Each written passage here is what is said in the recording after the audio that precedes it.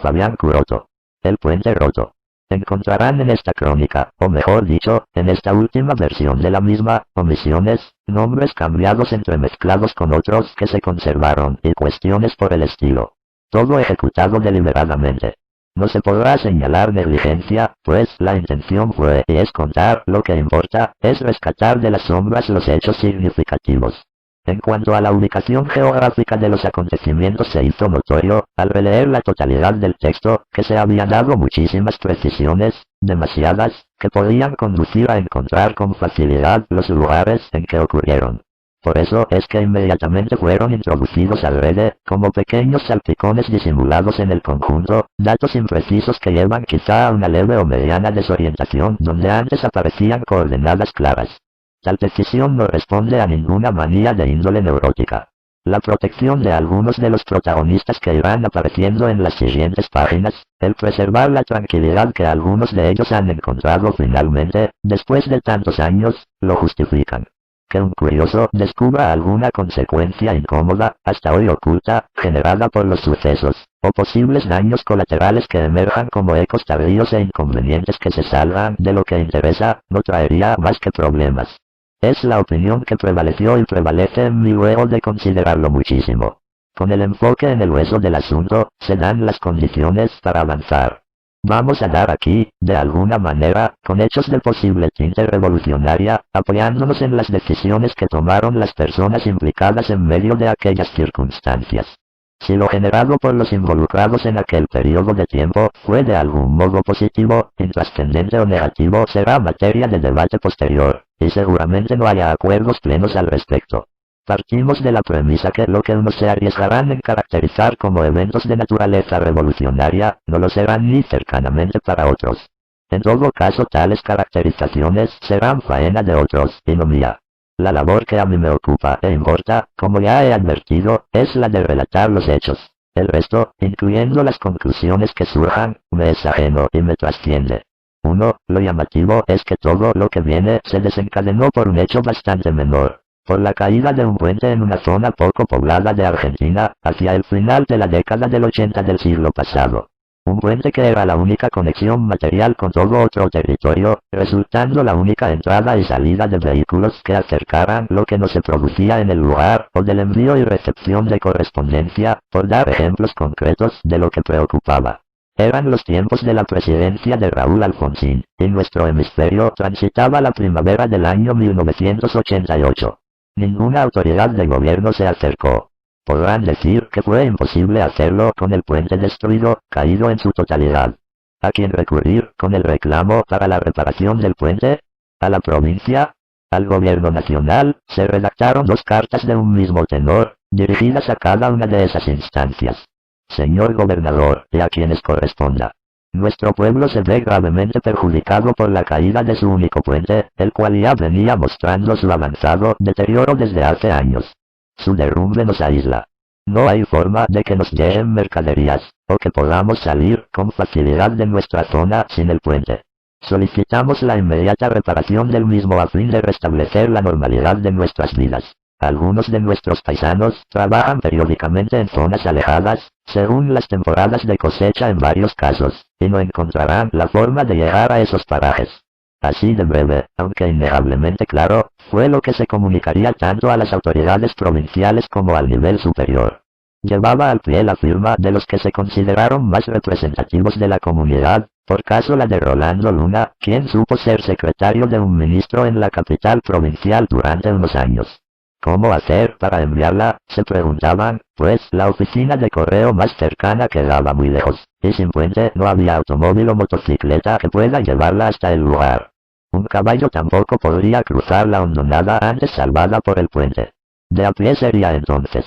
No se seguiría la traza del camino que continuaba al puente, ya que este contenía curvas y contracurvas que retorcían su rumbo con el fin de evitar accidentes geográficos, y lo alargaban por demás. Se designó a Juan Luna, hijo de Rolando. Joven predispuesto y con buen estado físico, él no tendría mayor dificultad en llevar las cartas y despacharlas. Una carta pequeña, como las del ejército, lo ayudaría a pernoctar cuando la noche lo sorprendiese en medio de algún campo. En un mapa que incluía la zona completa que les interesaba señalaron una línea recta entre su posición y el destino. Algún rodeo debería hacer, pero no demasiado significativo. Nada de brújulas sabía Juan, pero al sol diurno y a los lejanos soles de la noche sí los comprendía, por lo cual no tenía dudas que estaría bien orientado en su travesía. Saldría en la mañana siguiente, con pan y provisión de frutas en una mochila no muy grande, 3 litros de agua y las cartas protegidas dentro de bolsas de polietileno, por si llovía. Una manta y la carta de lona gruesa enrollada y atada sobre aquella mochila completó lo que estimaron necesario. ¿Cómo llamar al lugar de Marras? Pueblo, tal vez, pero según mi entender, no llegaba a pueblo.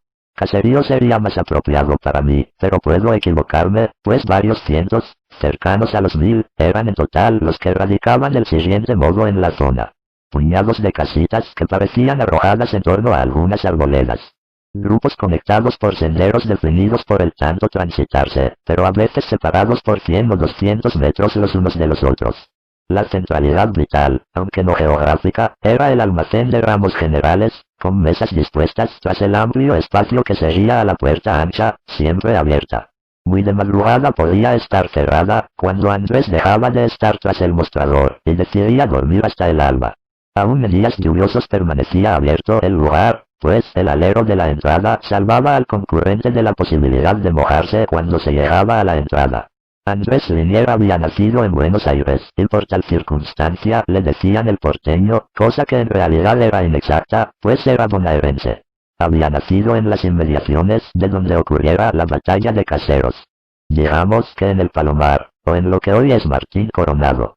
Rondaba ya los 50 años de edad, y hacía más de 10 que vivía y atendía esa proveeduría, con un entusiasmo que solía contrastar con la parsimonia abundaba generalmente en la mayoría de los pobladores que llegaban para comprarle tanto vino como alpargatas, claramente sin la misma frecuencia. Una vez al mes salía con su camioneta en busca de mercadería, principalmente damajuanas de vino común, kilos de harina de trigo y maíz, cajas de aceite vegetal, una cantidad de garrafas y algo más. 2 o 3 días le llevaba en total esa diligencia. Frente al almacén de ramos generales, la plaza. Pero vuelvo a tropezar con una percepción compartida. Por momentos suena pretencioso llamar plaza a lo que era objetivamente un largo descampado con varias casitas, y con Andrés en un costado, y con algunos bancos en donde sentarse. Ahí se corrían cuadreras algún que otro domingo, donde caballos poco preparados intentaban ser veloces bajo rechonchos o flacos jinetes, que terminaban ganando o perdiendo unos pesos luego de 100 metros de galope, que probablemente eran algunos metros más. Era de tal modo amateur la competencia que no solo se vio participar al caballo carrero de un quintero de la zona, sino que hasta se lo ha visto ganar siendo medido con otros equinos de variada estampa. Ya había amanecido. Juan partió rumbo al objetivo pactado, con sus pertrechos, despedido por un grupito de vecinos. Todos hombres, incluyendo unos niños en la cuenta. Hay que decir que escaseaban las mujeres, o que la proporción era muy desigual entre ambos géneros. Eso pensaba yo, pero hace poco llegó a persuadirme alguien que vivió allí por mucho tiempo de lo siguiente. En verdad había casi tantas mujeres como hombres, pasa que no se las veía. Generalmente estaban en las casas y haciendo sus cosas, según los dichos lugareños. Puede también que una mujer me haya tapado al resto, como le sucedió a tantos. Es que la luz que emergía de Juliana era capaz de tapar otras luces, y hasta de cegar por un buen tiempo a quien pudiera verla. 2. Descender el barranco no fue difícil para Juan. Eso no quita algún raspón en el antebrazo o algún tropiezo menor, pero nada importante. Corría en ese momento algo de agua por allí abajo, pero con el volumen de un arroyito que fluía lento. Tampoco el ascenso del otro lado fue dramático de manera alguna, quizás algún traspié más aparatoso en uno de los intentos, por pisar un escalón natural de tierra no tan firme, pero nada más que eso. Era esperable que ese tramo lo demorara una veintena de minutos por lo menos. Emergió la figura joven de Juan Luna en el paisaje. Detrás de él, hacia un costado, quedaban los restos del puente maltrecho.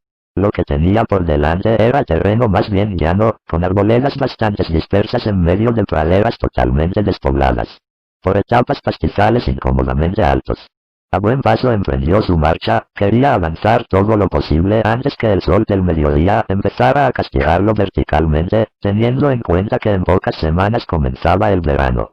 Se entretenía pensando sin demasiada ilación. Por momentos en lo que haría cuando volviese al pueblo, seguramente en las mesas del gran almacén, y trataba, casi a la vez, de recordar el nombre de una modelo que había visto en una revista, la cual le había parecido muy atractiva. Se le escapaba el nombre y se convencía que cuando se distrajera del asunto probablemente lo recordaría.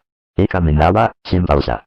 Y era en el almacén donde se había topado con esa revista y había decidido cortar del modo más prolijo posible aquellas páginas con las imágenes que ahora estaban pegadas del lado interno en la puerta de su ropero.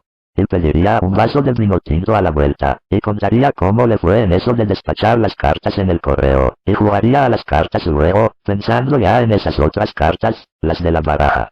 Cuando jugara al truco no debía ser tan ingenuo, no debía volver a sobreactuar la posesión o la falta de algunos naipes, eso pensaba. Y al mucho rato pensó en comida, pues empezó a sentir algo de hambre. Unas cuantas horas ya había caminado, y los sorbitos de agua ya no le eran suficientes. Sentado contra el tronco de un árbol se descalzó y extendió las piernas, y allí comió una manzana, suave su piel, sabrosa toda. Se había distraído y el nombre de la modelo, o actriz, seguía sin venirle a la mente. Se acomodó un poco más.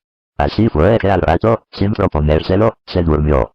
La noche anterior, algo ansioso por lo que viviría y por la responsabilidad que había asumido, no había descansado del todo bien. Soñó con un sendero lleno de piedras rojas. Dentro del sueño entendía que eran raras esas piedras, y transitaba el sendero como flotando.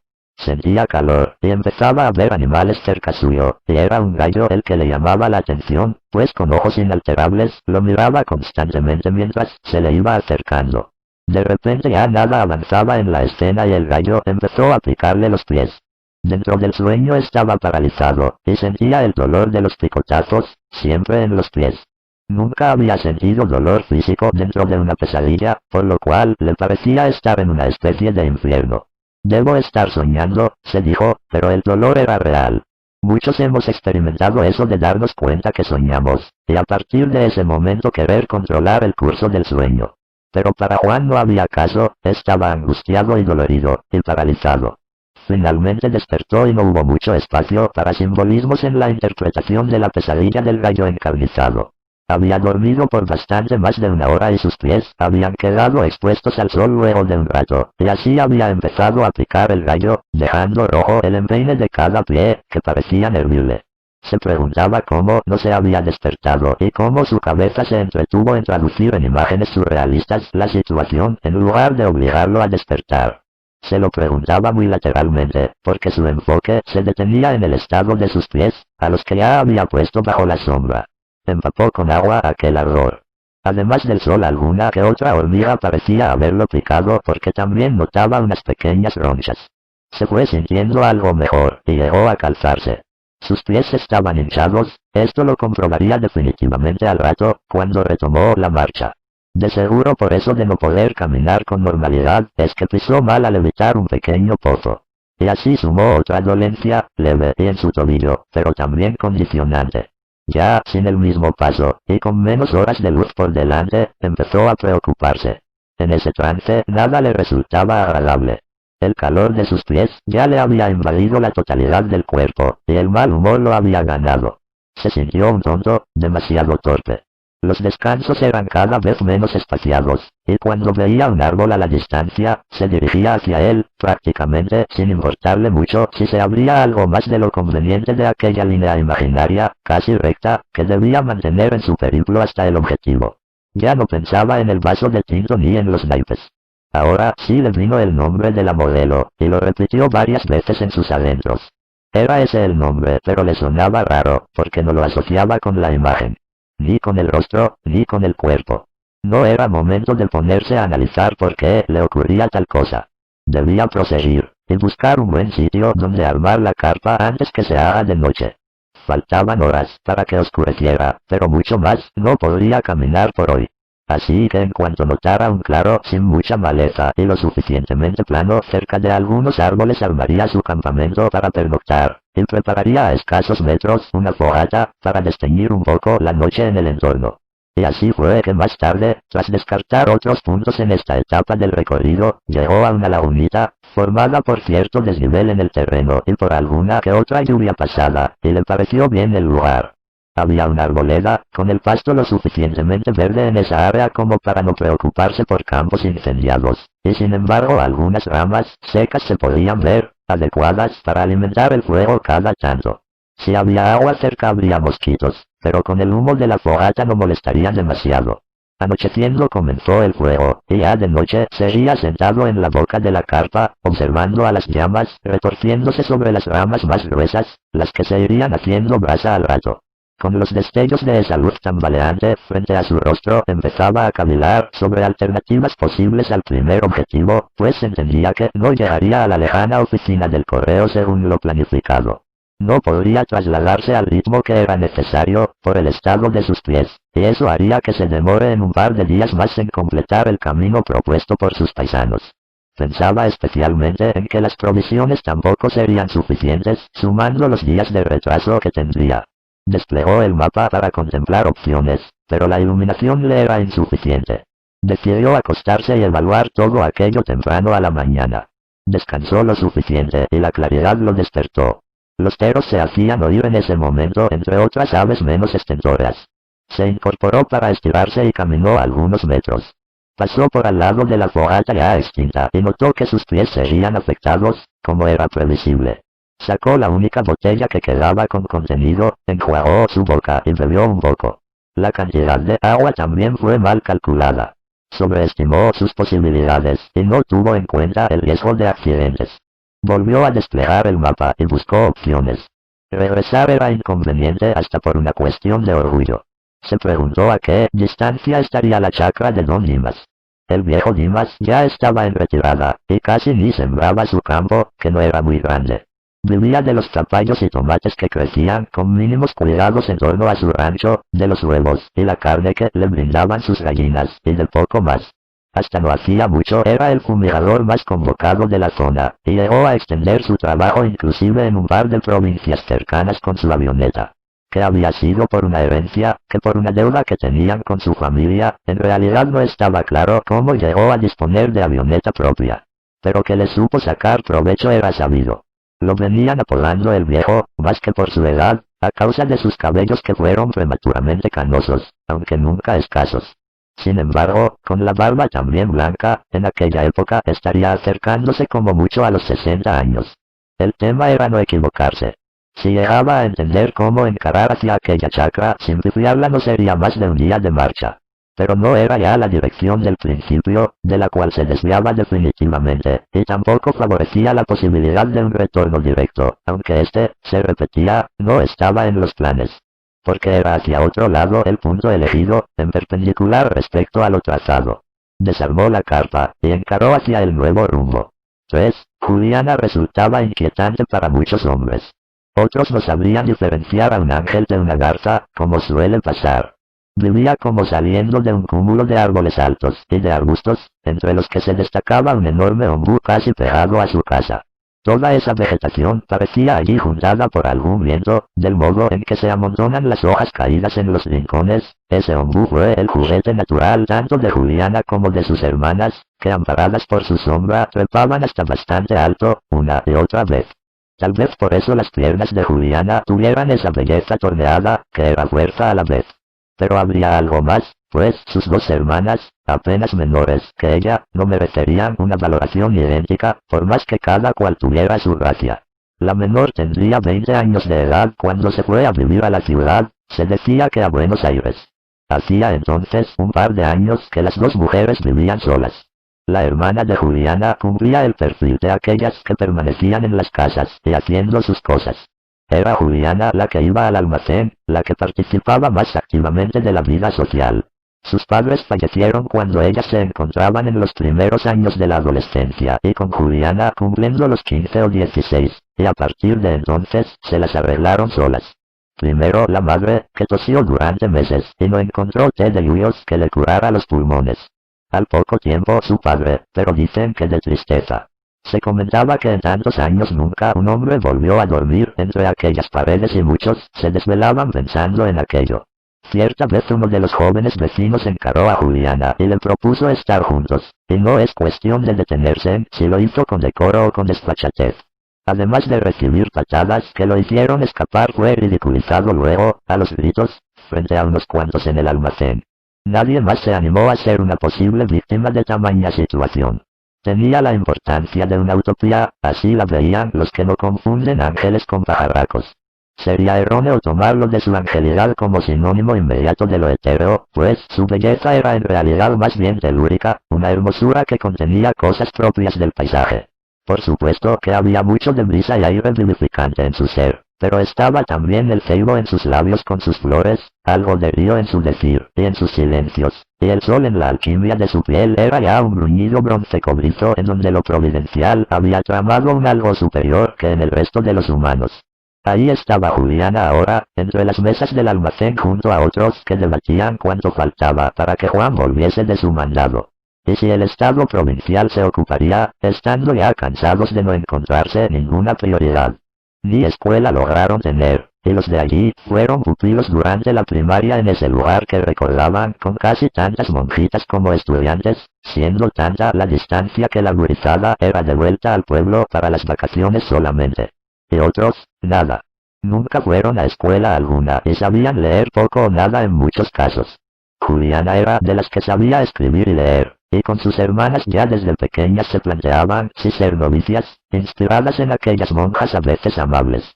Pero luego la casa las necesitó y no volvió a ser considerada esa posibilidad. Alguien, para dar charla, le preguntó a Juliana sobre la hermana que se había ido. Pareció molestarse, dejando ver que tomaba como una traición aquella partida y no agregó comentarios sobre si había tenido novedades acerca de ella o no. No hubo repregunta. Eran de temer sus enojos y sus reacciones desde aquel incidente con el vecino joven que avanzó y encontró demasiada tormenta donde esperaba hallar algún disfrute. Se siguió hablando de qué hacer si el gobierno no hacía nada.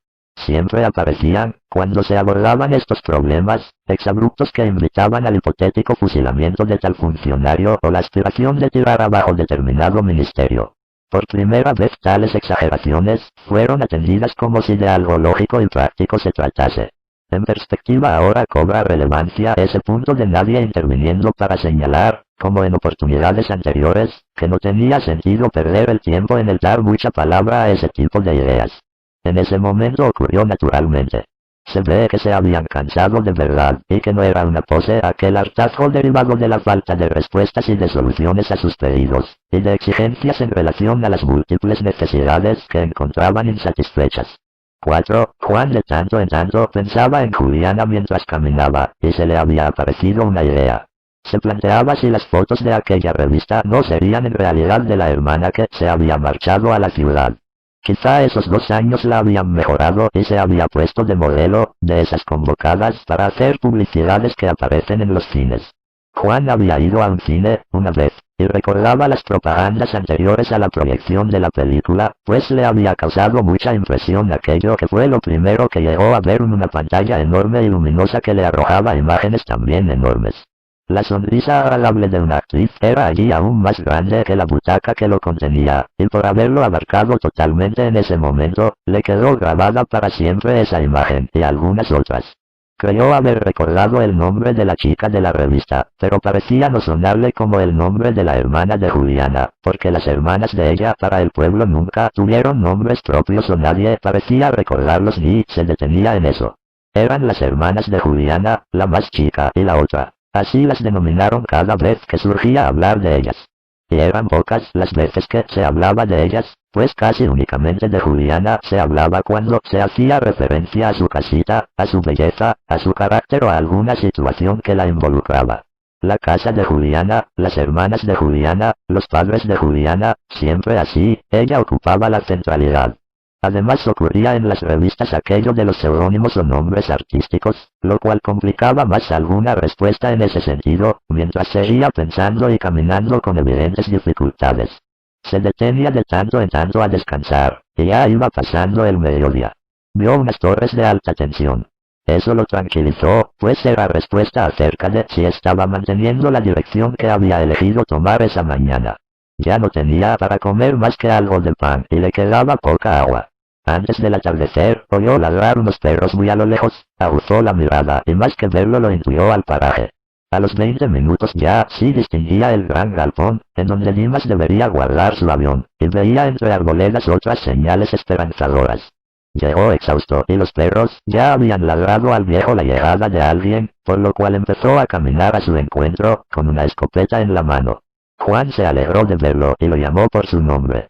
Dimas no lo conocía y lo saludó a una distancia prudencial, sin necesidad de apuntar con la escopeta ni mucho menos, pero parándose de un modo en que hacía que el arma se destaque y que la tenía dispuesta. Recién cuando le mencionó a Rolando, su padre, pudo entender de quién se trataba. El viejo comenzaba a darle conversación, pero Juan lo interrumpió pidiéndole si podía ofrecerle algo de agua y dejarlo sentarse a la sombra. Así fue que superando sin mucha dificultad un alambrado medio caído se acercaron a la casa. No entraron, pero Juan no tomó eso como un desprecio.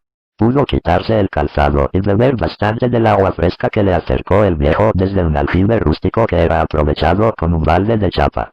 Así pudieron empezar a conversar sobre qué asuntos lo habían llevado hasta ese lugar, visitado por nadie desde hacía años. En determinado momento Juan oyó voces dentro de la casa, pero no tardó en descubrir que era una radio dando las noticias. Confiaría las cartas a Dimas, y este las llevaría lo antes posible hasta alguna urbe desde donde pudiesen ser enviadas. Lo antes posible sería en algo menos de una semana, según palabra del viejo, que aprovecharía para comprar provisiones. Charlaron sobre la calamidad del puente caído, del cómo los aislaba todavía más, y Juan le mostraba los pies cansados, mientras notaba que Dimas en realidad era más ágil de lo que había imaginado, pues ya lo había visto incorporarse sin dificultades cuando se dispuso a guardar la escopeta y ahora observaba su modo de estar sentado y de mover los brazos al hablar. Es que el viejo señalaba al horizonte, siempre con una precisión milimétrica, cuando se refería a un lugar lejano de un lado o del otro, más al norte o más al sur. Eso de volar, de poder ver todo desde arriba, le había dado un conocimiento absoluto de esa zona y su periferia. Al rato convinieron, mientras tomaban unos mates, que a la mañana siguiente la avioneta los llevaría al pueblo en donde seguían, preguntándose cuándo estaría Juan de regreso. La noche la pasaría en el galpón, en un camastro enclenque. Juan, ya acostado, miraba con la luz lunar que se filtraba a la avioneta en sus detalles, su fuselaje blanco con líneas rojas, y a sus alas en las que se destacaban como reflejos unos remaches que por su brillo parecían haber sido colocados recientemente. Era un brillo tenue, como el que obsequian las estrellas muy lejanas. Se preocupó un rato, preguntándose qué tan seguro sería montarse sobre aquella máquina. Se dejaban ver unos bidones, unos de combustible, otros de aceite. El cansancio empezó a ganarle, y mientras miraba como un perrito comía entre la avioneta y su persona unas sobras de lo que habían cenado fue quedándose dormido. Dimas entró al hangar. Suena pretencioso nombrado así. Despertó a Juan con un mate amargo y espumoso, y los gorgoritos que aparecieron al finalizar el sorbo postrero le dieron ganas de seguir mateando por largo rato, cosa que hizo luego de salir al sol, de ir al baño y de lavarse la cara para despejarse. Antes de subir a la avioneta, que el viejo ya había dispuesto afuera del galpón y enfrentando la pista para el despegue, le preguntó a Juan acerca de las condiciones de la plaza para aterrizar allí. Comparada con la pista de suelo firme que tenían allí, en donde la tierra se veía muy bien nivelada, la plaza era un desastre. La clave era evitar la cancha de las cuadreras, pues no tenía el mejor de los mantenimientos, y de tanto en tanto algún caballo rodaba por esa situación. En paralelo a ese terreno estaban de un lado la calle, frente al almacén, y del otro lado un suelo sin tantos pozos, mucho más largo pero con desniveles. Tras oír aquello Dimas comprendió que nada había cambiado. Él ya había ido, pero pocas veces. Recordaba los traqueteos al tocar tierra, por eso prefería no visitar aquel lugar a pesar que en tiempo de vuelo no le quedaba tan lejos. Y el que no pudiese reponer combustible también era otra de las razones por las que evitaba ir. Las cartas a enviar quedaron dentro de la casa, mientras ambos desde la avioneta comenzaban a ver cómo el largo de la pista iba menguando ante sus ojos en el despegue. 5. Juan nunca había volado, solo en sus sueños, y sin necesidad de artefactos. Lo había experimentado como un flotar hacia adelante, y a diferentes alturas. Miraba con asombro todo. La distancia por delante, lo de abajo, lo que iba quedando atrás. Para su gusto a las torres de alta tensión y a sus cables, la avioneta les había pasado demasiado cerca. El viejo Dimas estaba tranquilo, todo iba bien. Era un día sin viento y Juan seguía sorprendido por cómo se veían las cosas. Reconoció como en un costado el lugar donde había armado la carpa, notando la pequeña laguna como una manchita líquida sobre el verde. No hablaban. Cada uno iba enfrascado en su percepción. Para Dimas no había ya sorpresa alguna en la acción. Casi al final, no casualmente eligió sobrevolar el piloto al puente caído, pudiendo apreciar la importancia del desastre. El viejo le dijo que no quedaba otra que hacer un puente totalmente nuevo. Juan asintió con la cabeza, pero en realidad no había entendido ni una palabra, pues ese ruido nacido de la combinación de voz y motor era novedoso para sus oídos, y lo que experimentaba entonces era un barullo sensorial, pues no era solo su audición la condicionada. Sus ojos permanecían admirados a pesar del tiempo transcurrido desde el despegue. Quienes estaban dentro del almacén se sorprendieron con el ruido que iba creciendo. Dejaron los vasos sobre las mesas, y algunos los naipes. Andrés salió de atrás del mostrador, y se unió al resto sobre la calle, para mirar al cielo. Un minuto después todos estaban corriendo bastante asustados, pues el avión se les venía encima. Algunos para adentro, otros a la plaza. «Va contra el almacén. Salgan de ahí», gritaban los últimos. Desde su posición Dimas había resuelto aterrizar sobre la calle, no quería arriesgarse a romper las ruedas de la avioneta y le pareció la opción menos peligrosa. Juan no había sido consultado, así que algo de temor lo unía con los de abajo. Volvió a notar que Dimas le decía algo y nuevamente no entendió. La frase, para él ininteligible, había sido que cuando nada es seguro había que confiar en la intuición. Todo pasaba demasiado rápido a los costados. Árboles, casitas y manchones que serían personas guareciéndose. Sobrevinieron unos sacudones para la avioneta y sus tripulantes, debido a imperfecciones de la pista improvisada. Salvo la tranquilidad, nada se había roto. Tras una maniobra, ya en tierra y con mayor mansedumbre, la avioneta terminó estacionada a algunos metros del almacén. Allí bajaron y el resto descubrió que Juan estaba en el asunto. De cada madriguera salió alguno, porque no pasó demasiado para que la máquina terminase rodeada de decenas de vecinos, con perros que ladraban para exorcizar su desconcierto. Cuando la rutina se rompe, el ladrido y el paloteo surgen, según el caso. La cara de susto de Juan se había puesto sonriente ahora que vio a su padre entre los tantos. Alguno le reprochaba a Dimas su decisión, pero lo central era conocer novedades. Si las cartas habían sido entregadas, si Juan se había puesto en contacto con algún funcionario para resolver lo del puente. Se preocuparon al enterarse que por el momento nada de eso había sucedido. Ahora el viejo tomaba centralidad e importancia, pues era la esperanza que los conectaba con un último intento. Notando esto no dejaría de sacarle provecho a la situación. Había, con los años, deformado a su conveniencia una frase humanista, acomodándola a sus intereses individuales. Donde existe una necesidad, nace una oportunidad. Y al rato estaba pidiendo que le den unos paquetes de hierba y alguna otra mercadería, alegando que necesitaba cubrir los gastos de combustible que le causó lo acontecido. Pero no se limitaría a eso y de a poco iría evaluando la posibilidad de otros beneficios. Ese mismo día se convocó a una reunión general. Notaba Dimas la existencia de un discurso radicalizado contra el Estado que los había abandonado definitivamente. Porque no era solo la falta de mantenimiento del puente. Ya hace décadas venían pidiendo la escuela, el correo, que asfalten la ruta que llegaba al puente. Los de ese pueblo ni siquiera votaban, pues ni mesa electoral les habían puesto. Tenían que llegar hasta la escuela de las monjas en las jornadas electorales, y a veces ni figuraban y pasaban a depender de la buena voluntad del presidente de mesa para que los agregaran con lapicera. Muy pocos de los habilitados pudieron llegar hasta algún lugar habilitado y luego persuadir de sus derechos ciudadanos a quienes estaban junto a la urna. Este nivel de abandono había extremado sus posiciones en relación a todo gobierno y a todo burócrata. Por eso la brevedad de las esquelas, porque casi siempre sentían que era tan en vano como empeñarse en darle a la luna con una piedra. Así de lejos e inermes se sentían casi todos. Urgía conseguir armas eficaces. El viejo miraba todo aquello como a una película, y por momentos temía que estuviesen montando un espectáculo, viendo que algunas posiciones, según su entender, eran exageradas. El aislamiento, el microclima anímico había ido gestando en aquella gente un enojo que fue tomando la forma de ideas. Y ese tipo de ideas son como las plantas, que muchas veces crecen solo para donde pueden, a falta de alternativas. Pudo seguir el hilo de lo que se trataba hasta el momento en que vio a Juliana. Ella estaba parada a varios metros, cerca de esa puerta abierta, desde la que entraba un reflejo que traslucía levemente, desde su posición, su vestido suelto y floreado. Notó que Juan también la miraba con disimulo, pero al estar más cerca de ella y a un lado, Juan no podía beneficiarse de ese trasluz. Aquello que lo turbaba lo juzgó como un regalo precioso, y se sintió adolescente.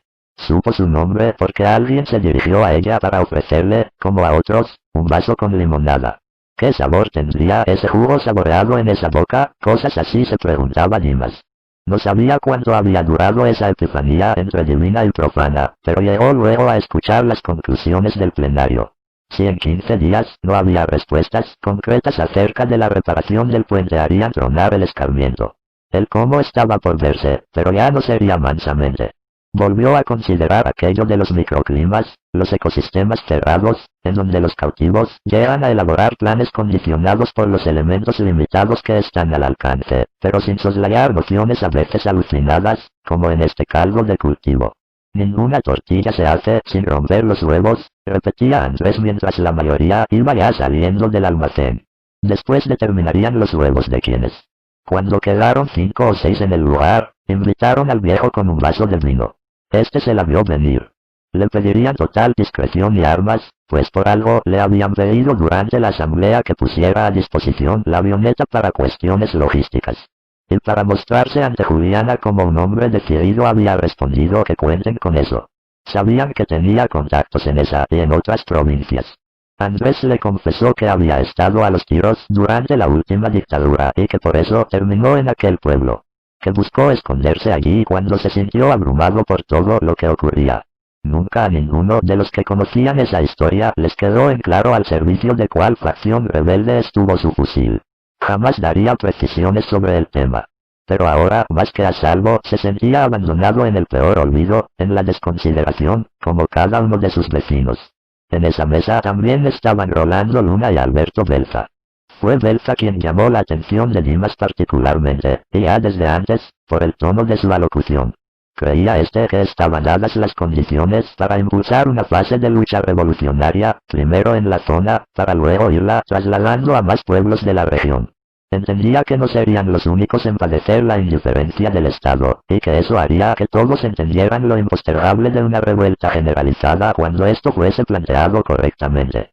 Hubo una frase que sí le pareció especialmente riesgosa, y era que una vez caracterizada la problemática común e identificado el enemigo, el que no estaba con ellos en los hechos, estaba en contra de ellos, por lo cual formaba parte del enemigo, aunque sea por desidia. Tal idea es clara y muy atendible, lo preocupante es cuáles son los límites concretos en la aplicación de esa idea. Belza respondió que esos límites están en el otro, en el que no reacciona ni acciona, y no en quien sí lo hace. El viejo pudo entonces convencerse que la cosa iba en serio. Se atrevió a opinar, con sus palabras, que no necesariamente realidades similares llevan a iguales lecturas e idénticos movimientos. Es una cuestión de iniciativa y conducción, replicó Belza. Rolando le agradeció que se haya ocupado de su hijo, tras lo cual le ofreció pasar esa noche en casa de ellos. Aceptó gustoso. La avioneta ya estaba ubicada en un lugar lindero al almacén, protegida en parte por una medianera y al cuidado de Andrés. Llegando a la casa, pudo ver a Juan casi en el frente y junto a una parrilla, preparando algo de asado para la hora de la cena que se acercaba. Estaba decidido. Don Dimas dormiría en el cuarto de Juan y este se arreglaría sobre unas cobijas sobre el suelo, en la pieza de su padre. Mientras comían conversaron sobre lo hablado en la asamblea, y notó que sus anfitriones apoyaban en general la radicalización del discurso. No es para menos. Coincidían los Luna, que ni urnas nos traigan en las elecciones, para saber cómo pensamos, habla de lo poco que les importamos. Y sin escuela propia, ni salita médica, y ahora sin puente, además. Respecto al tema armas, no era sencillo, pero tampoco imposible. El viejo sabía de fuerzas desmovilizadas, así las denominó, que pasados los años 70 preferirían hacer negocio con ellas a seguirlas escondiendo. A ninguno de los que podían entender aquellas circunstancias les quedó en claro al servicio de qué grupo estuvieron esos fieros.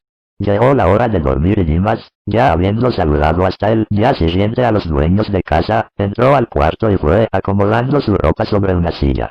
La noche estaba fresca, por lo cual abrió el ropero para buscar una manta para agregar a la cama, pues con la sábana no le sería suficiente.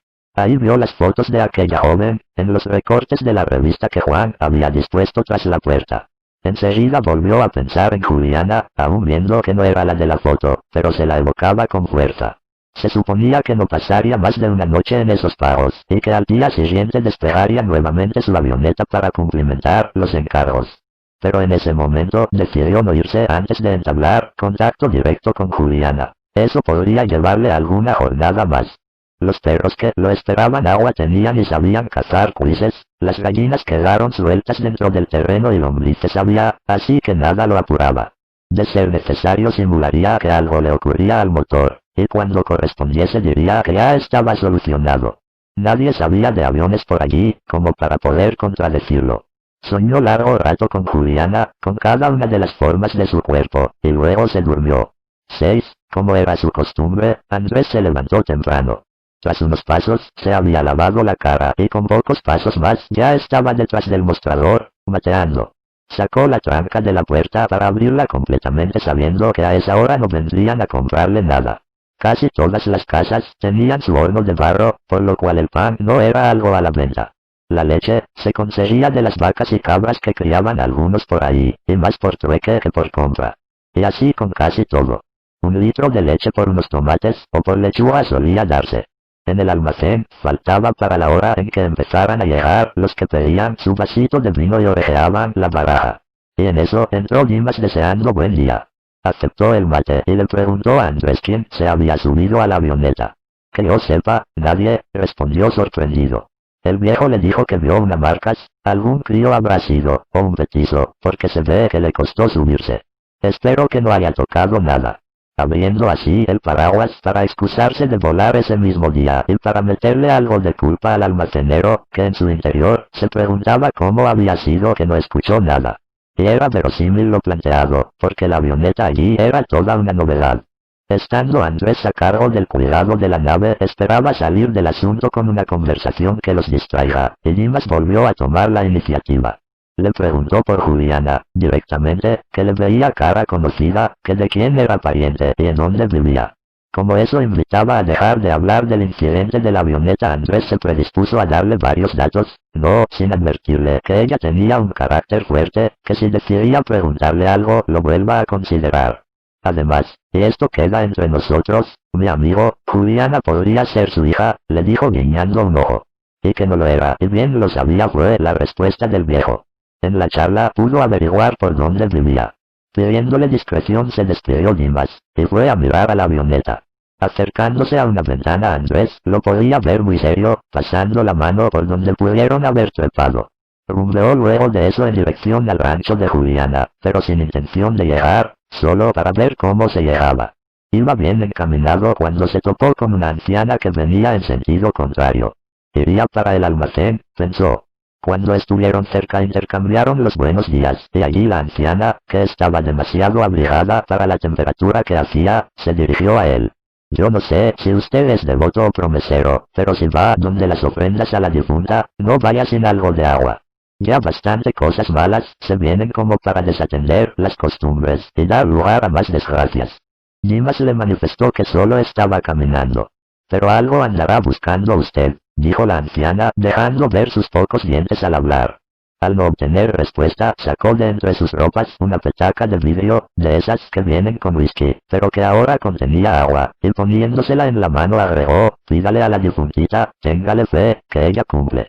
Usted tiene una enfermedad, a mí no me engaña, y ella se la puede curar, si le pide bien. Ahí Dimas pensó que la anciana estaría algo loca, por lo cual sonrió y se propuso a seguirle un poco el juego. Sí señora, veo que usted sabe mucho. El tema es que no conozco el nombre de esta enfermedad que tengo, y me gustaría saberlo antes que sea tarde. La anciana empezó a alejarse al tiempo que le decía el nombre de su mal.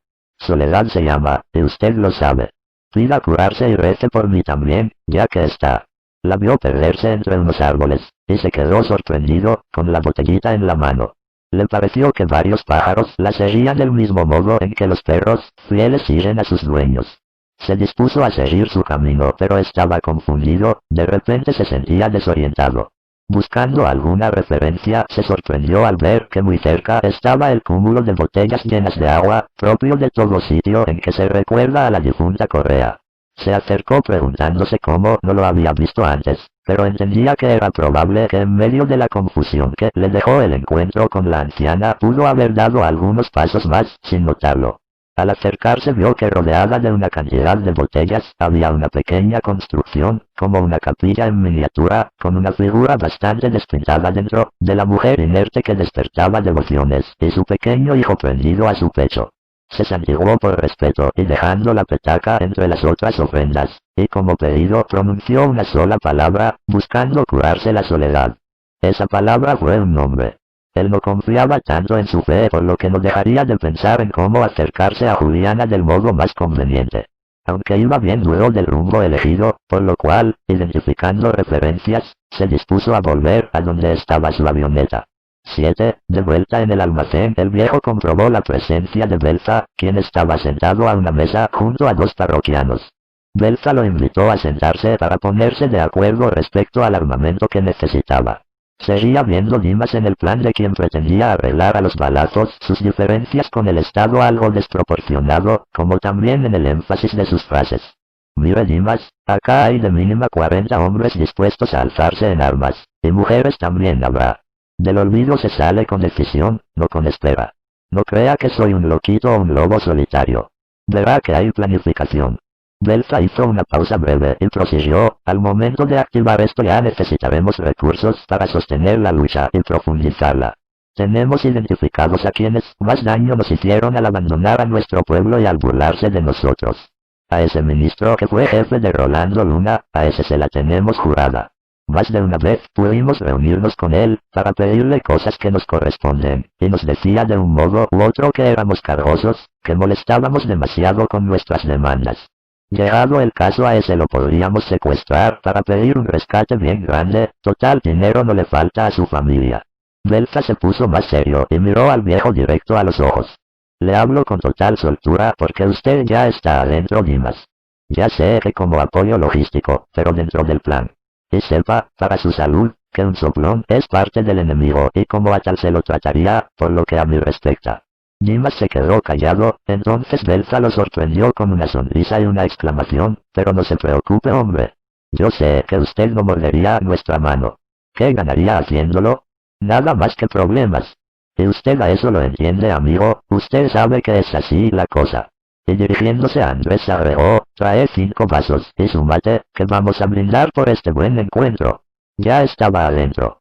Por no haber dicho que no al principio y pensar en una ganancia ya le marcaban que era parte de algo de lo que no podía salirse. Se sentía abrumado y empezaba a temerle a Belza, pues no notaba metáforas en sus consignas y advertencias. Y la cosa empeoraba segundo tras segundo, pues tras chocar las copas Belza agregó que un compromiso sellado de esa manera era un juramento. Mire Belza, yo no sé cuántas armas podré conseguir realmente. Cada una será pagada, por lo cual cuantas más sean, mejor negocio para usted. Algunas escopetas tenemos por acá, comprenderá entonces que estamos hablando de fusiles, de ametralladoras, sin despreciar pistolas, las que serán útiles para algunas operaciones. El viejo se dispuso a aclarar las cosas, yo intentaré conseguir algo y obviamente recibir mi paga por eso.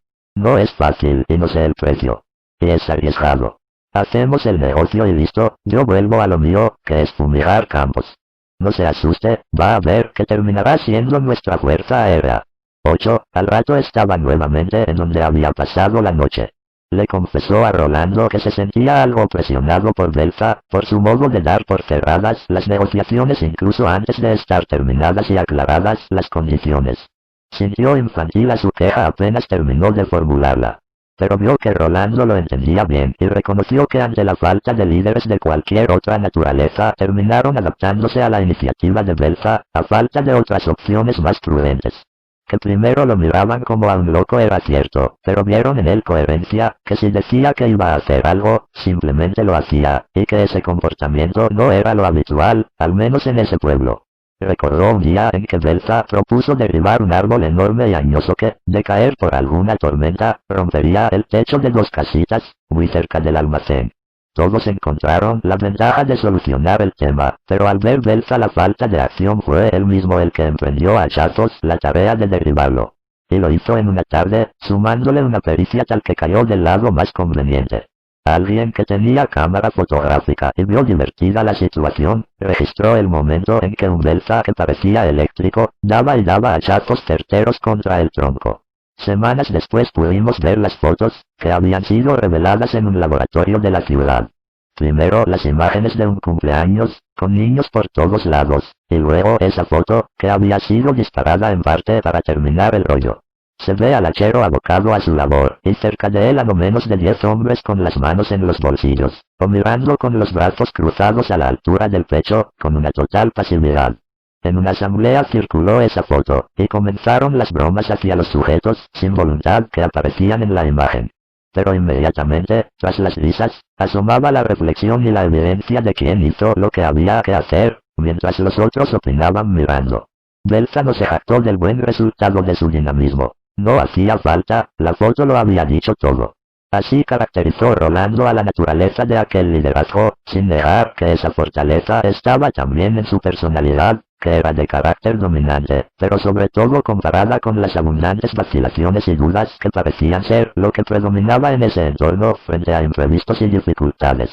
Algunos en la zona se ponían a filosofar tras varios vinos sobre la necesidad de construir al hombre nuevo, para bien de la sociedad. Belza hablaba del hombre práctico, como herramienta necesaria, lo que le permitía sobrevolar posiciones políticas. Reflexión sin acción es nada, decía. Evidentemente había padecido en alguna época esas mesas de café en donde supuestos revolucionarios debatían sobre lo que era impostergable realizar, y no se levantaban de la silla más que para ir al baño. Cuando Dimas empezó a relatar el encuentro que tuvo con la anciana, Juan se integró a ellos. Describió el incidente, marcando la sorpresa que le produjo ver cómo era seguida por unos pájaros cuando se adentraba en un monte. No tardó Juan en preguntarle qué hacía por esa zona, sin disimular el real interés en la respuesta que vendría. Que era devoto de la difunta, le mintió Dimas, percibiendo a la actitud del muchacho como la de un perro que intentaba marcar territorio.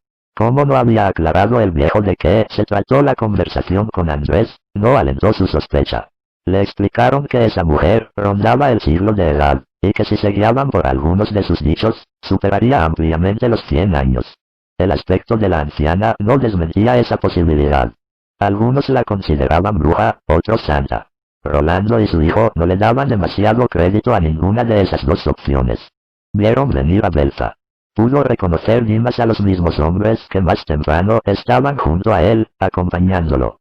Les comunicó que esa misma tarde, a las 17 horas, se reunirían en el almacén, que se trataba de una asamblea general, para comunicar lo que se venía y poder planificar cada punto. Recomendaron a los presentes dar aviso a quienes vivían cerca. Es imprescindible que usted venga puntual, Dimas, el tema de las armas será tratado. Así, como vinieron, se retiraron Belza y sus laderos. Debatieron Juan y su padre a quienes darían aviso mientras Dimas, permaneciendo en silencio, pensó en ir hasta lo de Juliana. Se despidió de ellos diciendo que los vería a la tarde según lo acordado y simuló rumbear hacia otro lado, pero al notar que ellos seguían enfrascados en su diálogo orientó sus pasos más definidamente. Ya a varios metros, le pareció que Juan mencionó a Juliana, por eso era menester apresurarse en cuanto lo perdieran de vista. Ya, sin vacilaciones apuntó al lugar, con paso ágil. Al rato pudo identificar a las botellas de agua ofrendadas, con lo que comprobó que iba bien. Y así fue que casi de inmediato visualizó la casa de Juliana. Por miedo a ser primereado por Juan, al estar a pocos metros de la puerta, golpeó las palmas de sus manos, al tiempo que llamó a Juliana por su nombre. Esta emergió a los ojos de Dimas sorprendida y bellísima. Se presentó por su nombre y, en la sorpresa, le dio un beso en la mejilla. Tal actitud la trajo pensada, para transmitirle seguridad. Si uno no besa a una mujer en el primer momento ya difícilmente encuentre forma de hacerlo luego con naturalidad. Ya sabemos. Viene aquí la descripción del agradable impacto que sintió Dimas al poder oler ese pelo por un instante y rozar esa piel deseada. Inmediatamente le comunicó el horario de la asamblea en el almacén. Esa misma mañana no tenía una excusa lógica para llegar hasta allí, y ahora el destino le había regalado esa posibilidad. Y bien sabía que a las oportunidades se las aprovecha o se las pierde. Se asomó también la hermana y Dimas la saludó pero sin acercarse, volviendo su atención a Juliana, a la que notaba cómoda en su presencia. La hermana se perdió dentro nuevamente. Un temor lo asaltó al viejo, y era que ella pudiera verlo como a un padre o un tío y no como a un hombre, por lo cual se animó a arriesgar un comentario, sin estar seguro del efecto. La primera vez que te vi quedé impactado. Sos muy pero muy bonita, te lo digo con respeto, pero no puedo dejar de decírtelo. Espero que no lo tomes a mal. Juliana le sonrió, pero buscando cambiar de tema, y Dimas le facilitó la tarea. Se vienen tiempos complicados, agregó el visitante con soltura, yo no sé si estas cosas que propone Belza traerán soluciones a este pueblo. Pero yo no soy de acá, ¿vos cómo lo ves? Es muy difícil todo. Nadie se ocupa de lo que necesitamos. Creo que lo único bueno que hicieron por nosotros fue ese puente, y ya no está. Pudieron oírse unos pasos detrás. Era Juan que llegaba. Buenas tardes, ¿y usted qué hace por acá? Lanzó Juan. Vine a avisarle a Juliana lo de la reunión de hoy a la tarde, dijo con tranquilidad.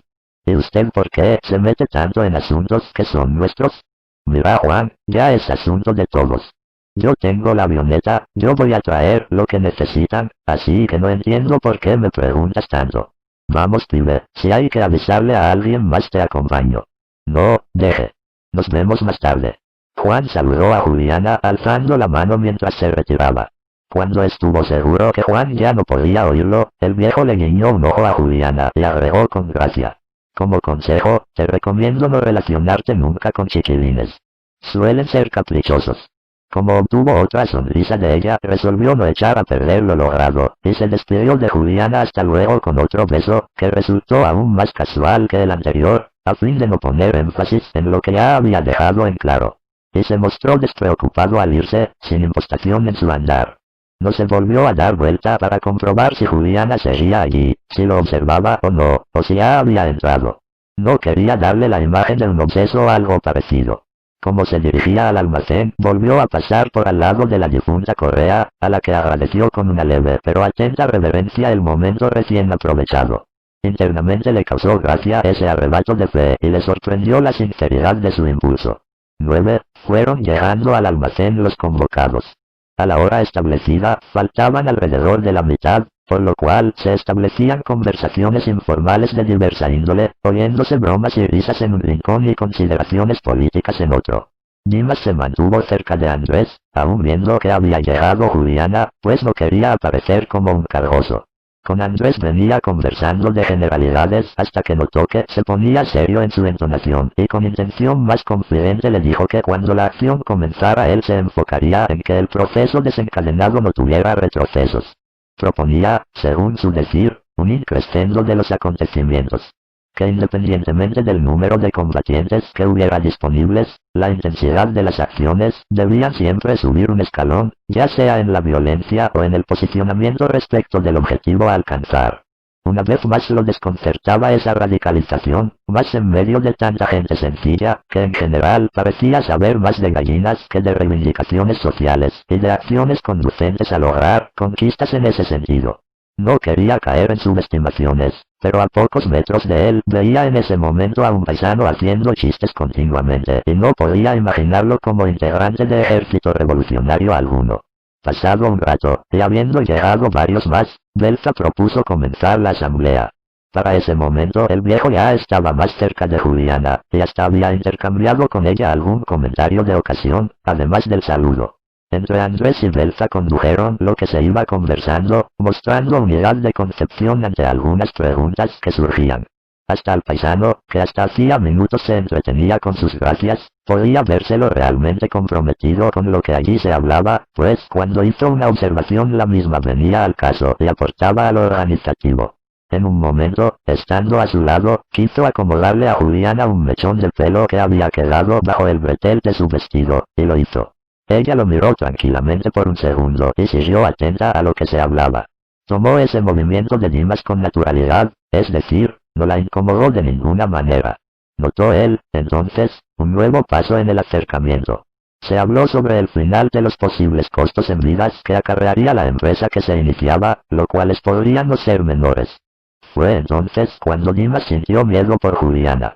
Ya la quería, en los sentidos de apreciarla y desearla. Pensar en dejar de verla le resultaba inconcebible en ese momento. Sentía una juventud renovada en su interior, como también en sus sensaciones físicas. Por su parte, él partiría con premura, aunque se siguiese un rato más en asamblea.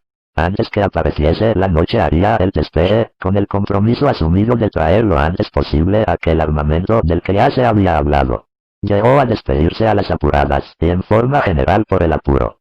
Con el motor en marcha, miró por última vez a los que se asomaban desde el almacén para ver al avión iniciando el vuelo, pero no llegó a distinguir si entre aquellas figuras estaba Juliana. Carreteó sin dificultad, y tanto se entretuvo en su pensamiento que el trayecto le pareció más corto. Con el sol escondido hacía no mucho rato, con suficiente luz diurna, enfiló para la pista cuando pudo verla. Luego de tocar tierra pudo escuchar los ladridos que se acercaban para recibirlo. Bajó del avión y, rodeado por sus perros, de colas movedizas, que por lo visto ansiosos lo habían esperado. Se sintió muy solo. 10. Quedaron a la espera de un nuevo aterrizaje de la avioneta, pues no bien hubiesen tenido resultado las gestiones del viejo él traería la carga. Mientras tanto, muy alejados de las casas, y por la mañana, se entrenaban con las armas que tenían, disparando a blancos fijos. La resistencia física se trabajaba de modo rudimentario pero eficaz. Trotaban, a algunos se los hacía trepar a árboles de cierta altura para luego hacerlos descender, y otros continuaban con el trote durante un rato. Al que podía menos, se lo exigía menos. Dimas contactó rápidamente a los proveedores, pues quería volver lo antes posible. Con un recorrido más corto pero en otra dirección, llegó en su avioneta hasta las cercanías de una ruta, donde sabía cargar combustible, aprovechando para hacerlo. Dejando en ese lugar, su biplaza fue caminando un tramo de algo más de 200 metros, y cruzando un descampado y la amplia banquina, llegó hasta la ruta. Desde allí, haciendo dedo, llegó al pueblo. El auto que lo había acercado casualmente lo conducía el hijo de un conocido suyo. O no tan casualmente, pues en las provincias esto de conocerse con los habitantes de los alrededores es más bien habitual. Al bajar del auto dio las gracias al muchacho y empezó a buscar la casa. Le costó reconocerla pues la recordaba de otro color y con menos plantas en el jardín, que ahora se veía provisto de una vegetación más exuberante. Al llamar a la puerta salió Julio, precisamente quien él buscaba. Reconoció inmediatamente a Dimas, haciéndolo ingresar hasta el comedor. Compartiendo unos mates y sin muchas vueltas sinceró el motivo de su visita. Julio le pidió que lo espere allí, y salió hasta la calle. Mientras esperaba empezó a preocuparse respecto a si no había sido muy confiado en hablar abiertamente de un tema tan delicado con alguien a quien no veía desde hacía largo tiempo. Pero no tenía sentido seguir preocupándose, pues ya lo escuchaba volver, y en compañía de otro conocido, de voz inconfundible, pudiendo saber enseguida que vivía en la misma cuadra. Conversaron sobre el pedido de armas y la oferta. Había sobreestimado el poder de fuego de aquellos desmovilizados y supo que no había más de 5 fusiles FAL en buen estado para negociar, y 6 o 7 pistolas 9 milímetros.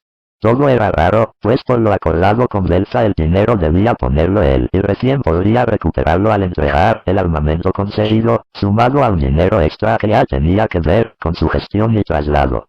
Al día siguiente le tendrían todo listo, por lo cual le ofrecieron quedarse a dormir.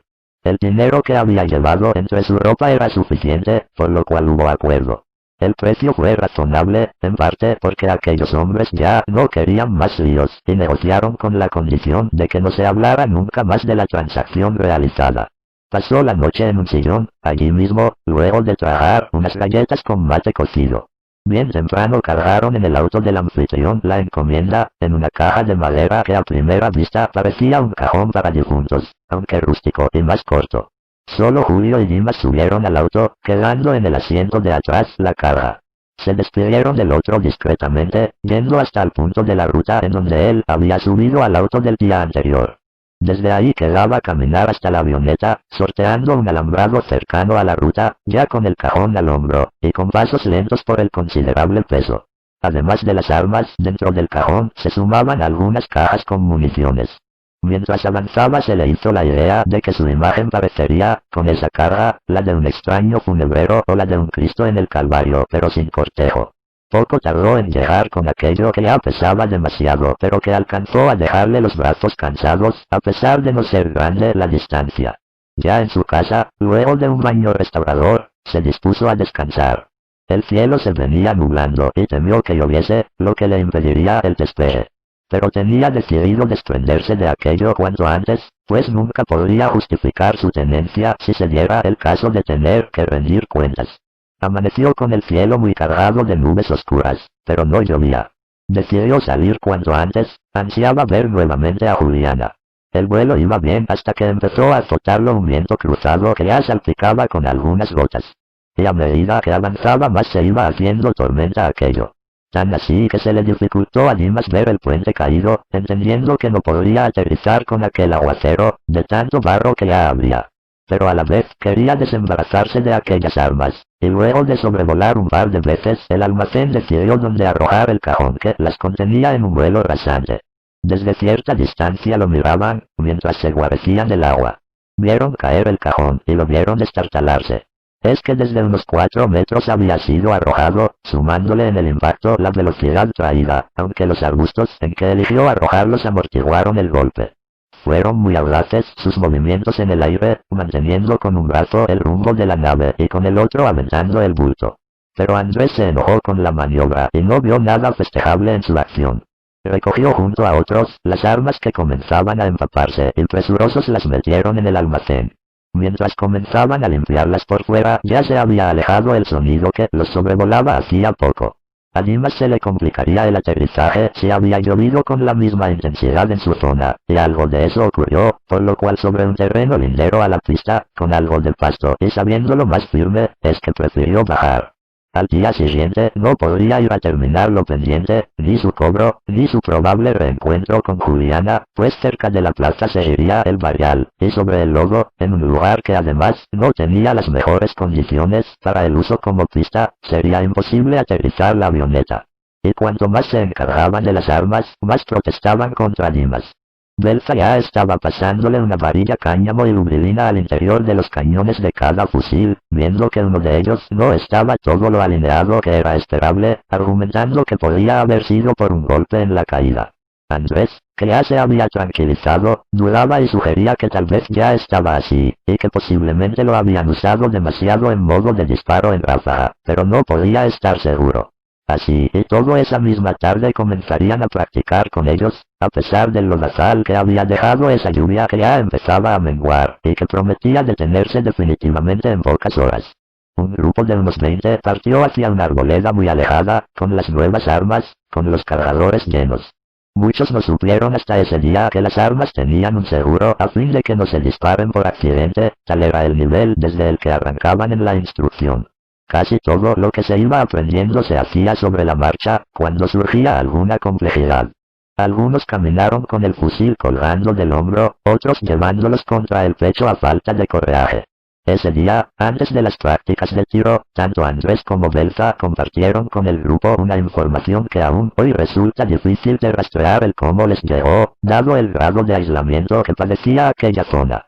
No se sabe cuándo, pero habían entrado en contacto con alguien cercano al gobierno nacional y vinculado a los servicios de inteligencia del Estado.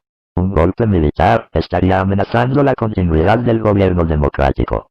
Ya demasiados gobiernos militares de tinte reaccionario, de matriz antipopular, habían nublado el horizonte de los argentinos como para permitir otro, y a tan pocos años de haber dicho nunca más.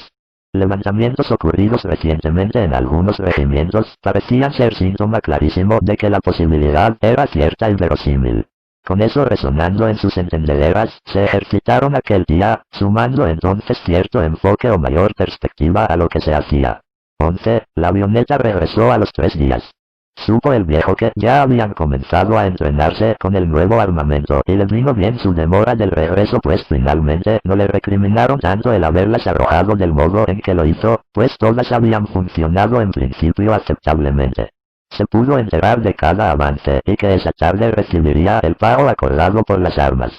Supo al buen rato de conversar lo que venían hablando los últimos días entre los lugareños, del golpe militar que aparentemente se estaba gestando, y de las bocas de Belza y Andrés eso pudo escuchar elucubraciones que intentaban encajar extraordinariamente con las necesidades de los que se preparaban para el combate. Ahora entraba en escena el posible asalto a un cuartel, la toma de un regimiento por parte de los insurgentes. ¿A dónde querían llegar y para qué? ¿No era el puente roto el problema? Buscó alejarse al rato de aquellas consideraciones, que él siguió entendiendo como planificaciones alucinadas desde un microclima cada vez más radicalizado, pero disimuló su desacuerdo a sus interlocutores. Ya en soledad, pensó en aquellas cartas que le dio Juan aquel día y comprendió por qué ya nadie le preguntaba por ellas. Llegó el momento de las cuadreras. Como tantas veces casi todo el pueblo atento a los caballos y a los jinetes que harían diferente esa tarde con la propuesta. Encontró a Juliana cerca del almacén. La intención era hablarle de la situación, por lo que luego de saludar al entorno la invitó a apartarse de las mujeres la rodeaban entonces. La sombra de un árbol le sirvió para la charla. Se preguntaba para sus adentros cómo podía ser tan atractiva esa mujer, cómo podía jurar que era el perfume de su alma el que parecía percibir en aquel momento. Pero sus palabras fueron a lo concreto, a que le parecía que lo planeado por Belza se había salido de cauce y no tendría buen final si procedían en la acción. Juliana se mostró mayormente de acuerdo con el análisis de Dimas, y reconoció que se habían introducido consideraciones extravagantes y hasta cuestiones de venganza personal, como en el caso del funcionario provincial que los había defraudado. Pero así y todo Juliana proponía plantear todo aquello en la próxima asamblea. Es decir, aún consideraba posible encauzar las formas para alcanzar el objetivo. El viejo no lo veía del mismo modo, pero quedaron en seguir conversando sobre la cuestión. Juntos caminaron hasta cerca de los caballos, que empezaban a ser ensillados para la primer carrera. Uno de los jinetes era Juan Luna. Al ver a Dimas con Juliana dejó ver su malestar, al punto de desafiarlo a montar algún caballo en un rato. «Vamos. No sea cobarde. Ya sabemos que está viejo, pero queremos ver si puede hacer algo además de respirar. Vamos. Le consigo un zaino que anda bien, y hasta le doy varios metros de ventaja si quiere». El viejo no le dio entidad al desafío y aprovechó para saludar a Rolando, que se mantenía cerca de Juan, aunque no participaba de modo alguno del convite que había hecho su hijo. Dimas le aclaró que su intención no era entrar en ninguna discusión, a lo que Rolando respondió que él no se iba a meter en una diferencia sobre mujeres que ellos pudieran tener. «Es que aquí no hay discusión siquiera, Rolando. Yo me ocupo de mi avioneta y de mis cosas y su hijo se ocupará de las suyas. Así lo veo». Juliana se mantuvo al lado de Dimas observando la situación, sin emitir comentario alguno. El entorno que llegó a ver la situación y a entender medianamente de qué se trataba, tomó a la permanencia de Juliana junto al viejo como una respuesta.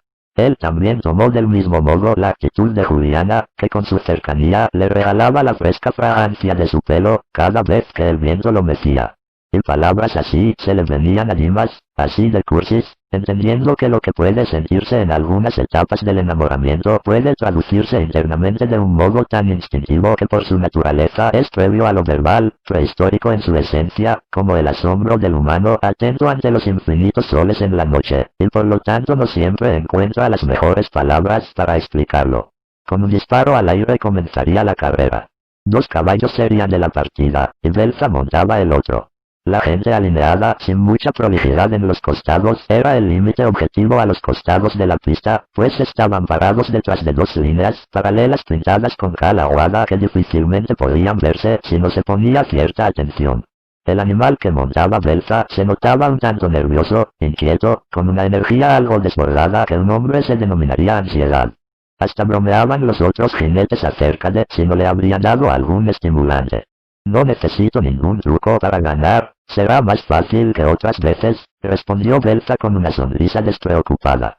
Las apuestas rodeaban ese sector, con mucho bullicio. Solían ser mano a mano, es decir, uno apostando por determinado caballo directamente contra alguno que optara por el otro. Uno ponía en juego determinada cantidad de dinero y otro respondía por sí o por no al desafío, así de sencillo. Mientras unos metros atrás montaban a 2 caballos para la próxima contienda, ya se ubicaban Belza y Juan en la línea de largada.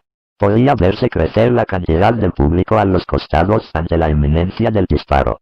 A unos 50 metros de esa línea se dejaba ver a Andrés entre los asistentes, pues la pista estaba frente a su almacén justo en su mitad. Para ese lado iban caminando junto a Juliana cuando a Dimas le sorprendió ver a la anciana que se cruzara cerca de la difunta Correa.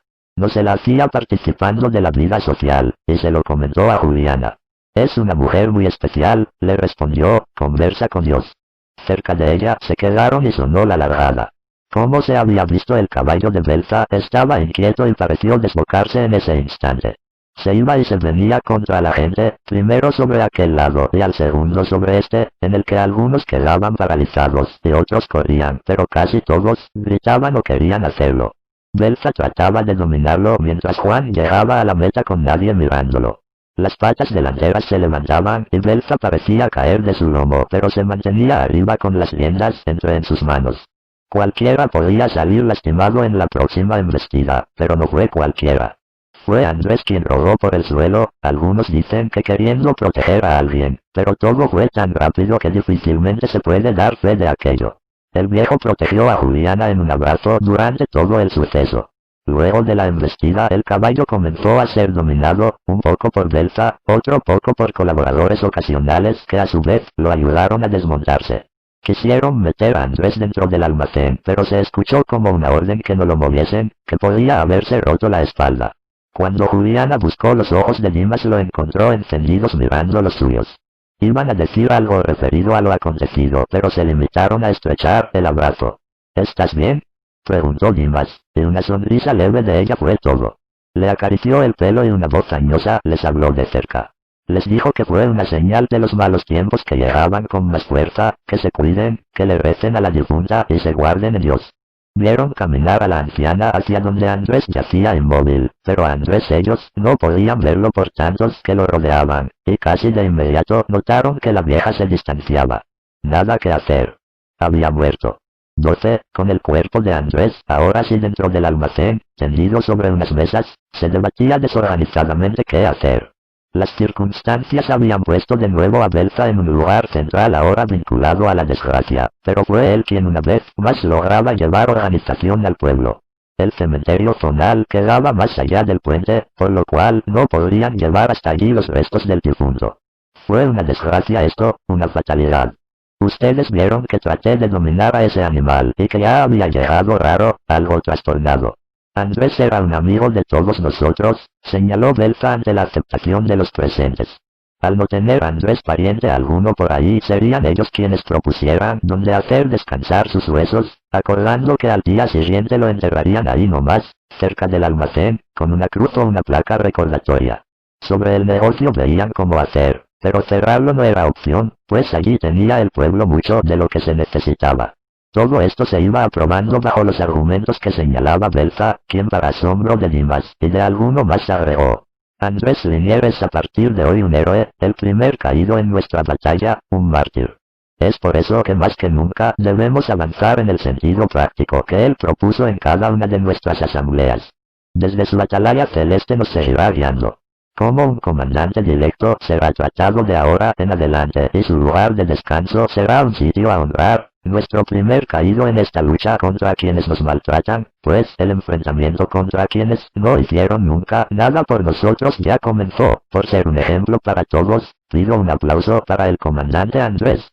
Le costaba al viejo relacionar las circunstancias de la muerte del almacenero con un acto heroico, pero a su vez veía que al haber sido aderezada por las palabras de Belza el relato era aceptado y respaldado por el conjunto. Juan vio que Juliana y el viejo seguían juntos, y así los vio irse, pero no se ocupó de ningún modo de aquel tema pues lo ocurrido sobrepasó sobradamente lo accesorio ese día. Caminaron hacia la casa de Juliana, y pasaron frente a la difunta Correa. Le comentó Dimas que justo allí había visto a la anciana por primera vez. Elijo creerle a la vieja, coincido en que nada bueno viene. Y que estés lejos de lo que pueda salir mal es muy importante para mí. Cuando llegaron al ombú, vieron salir a la hermana de Juliana, y allí se despidieron y quedaron en verse durante la siguiente mañana en el entierro de Andrés. Saludó el viejo con la mano alzada a quien los miraba desde la puerta y no supo cómo despedirse de Juliana. No supo si besarle la boca, para no exponer la situación ante la testigo, que seguía mirándolos. Pensó en cómo no buscó hacerlo hace unos minutos, durante el trayecto. Se sintió muy tonto mientras Juliana se alejaba de él. Se había hecho tarde. La hora era imprecisa y Dimas ya no podría despegar, pues de noche no volaría hasta su casa. Para dar idea y ahorrando detalles de cómo terminó esa jornada, digamos que fue con Dimas durmiendo en el almacén, a no demasiados metros del muerto. 13. Se había puesto de acuerdo con Belza para pasar la noche allí, no encontrando otra opción más práctica y sirviendo su presencia para cuidar el lugar. Ya estaba clareando el cielo y estaban trayendo ahora un cajón en donde poner el cuerpo de Andrés. En pocas horas lo estarían enterrando en la tumba que ya se estaba acabando. Durante todo ese tiempo fueron llegando lugareños y Juliana llegó un rato después que pusieran el cuerpo en el ataúd. Acompañó a Dimas a preparar unos mates, por lo cual entró a una cocina que estaba contigua al salón. Pasé una noche terrible. Nunca una madrugada se me hizo tan pesada. Preciosa como siempre, Juliana le acomodó el pelo como consolándolo. Te extrañé, hermosa, te necesité cerca. Calculaba que después de haber pasado juntos casi todo el día de ayer, de repente pasara a estar en esa situación. El beso demorado llegó intenso, impactando en cada uno de ellos con sutiles a la vez que penetrantes agitaciones en sus emociones y en sus cuerpos. A ese beso en particular, lo tenían en sus labios al menos desde hacía horas, cuando ambos entendieron la torpeza de no haberlo concretado en aquella despedida del día anterior. Sobre otros besos demorados ya tendrían tiempo de ocuparse. Serían en ese beso cuando el agua para el mate hirvió y los trajo de vuelta al mundo de menos dimensiones en el que serían los preparativos del entierro y cosas así. Sonrieron como nunca antes. Dios sabe el tamaño de aquellas huellas en cada ser. Así fue la noche anterior. El viejo, recostado sobre unas colchas que había tirado en el piso, podía ver desde aquel rincón el cadáver, aunque medio desde abajo. Toda luz del salón estaba apagada, pero la que llegaba tenue desde la cocina dejaba ver mucho, más aún cuando la vista se había acostumbrado a la penumbra. Un vaso de ginebra fue bebido de a sorbos, y esos sorbos acompañaron las reflexiones del viejo sobre el destino de Andrés. Una pata delantera del caballo le había dado de lleno en la cabeza, matándolo en el acto. No debe haber sufrido más que el asombro en su respiración postrera. Venir a morir así, sin malestar que le avise a uno eso de que se está por morir, o que la muerte está ocurriendo, debe ser raro para el alma. Tampoco uno invoca largas agonías para nadie. Pero un aviso, una señal más clara, un darse cuenta de la inminencia de lo irreparable debe acomodar internamente algo, se supone. ¿Para dónde saldrá a caminar lo que nos sobrevive en ese desconcierto? Cosas así pensó y se preguntó Dimas aquella madrugada. Se encontraron parados enfrente y en torno a la sepultura.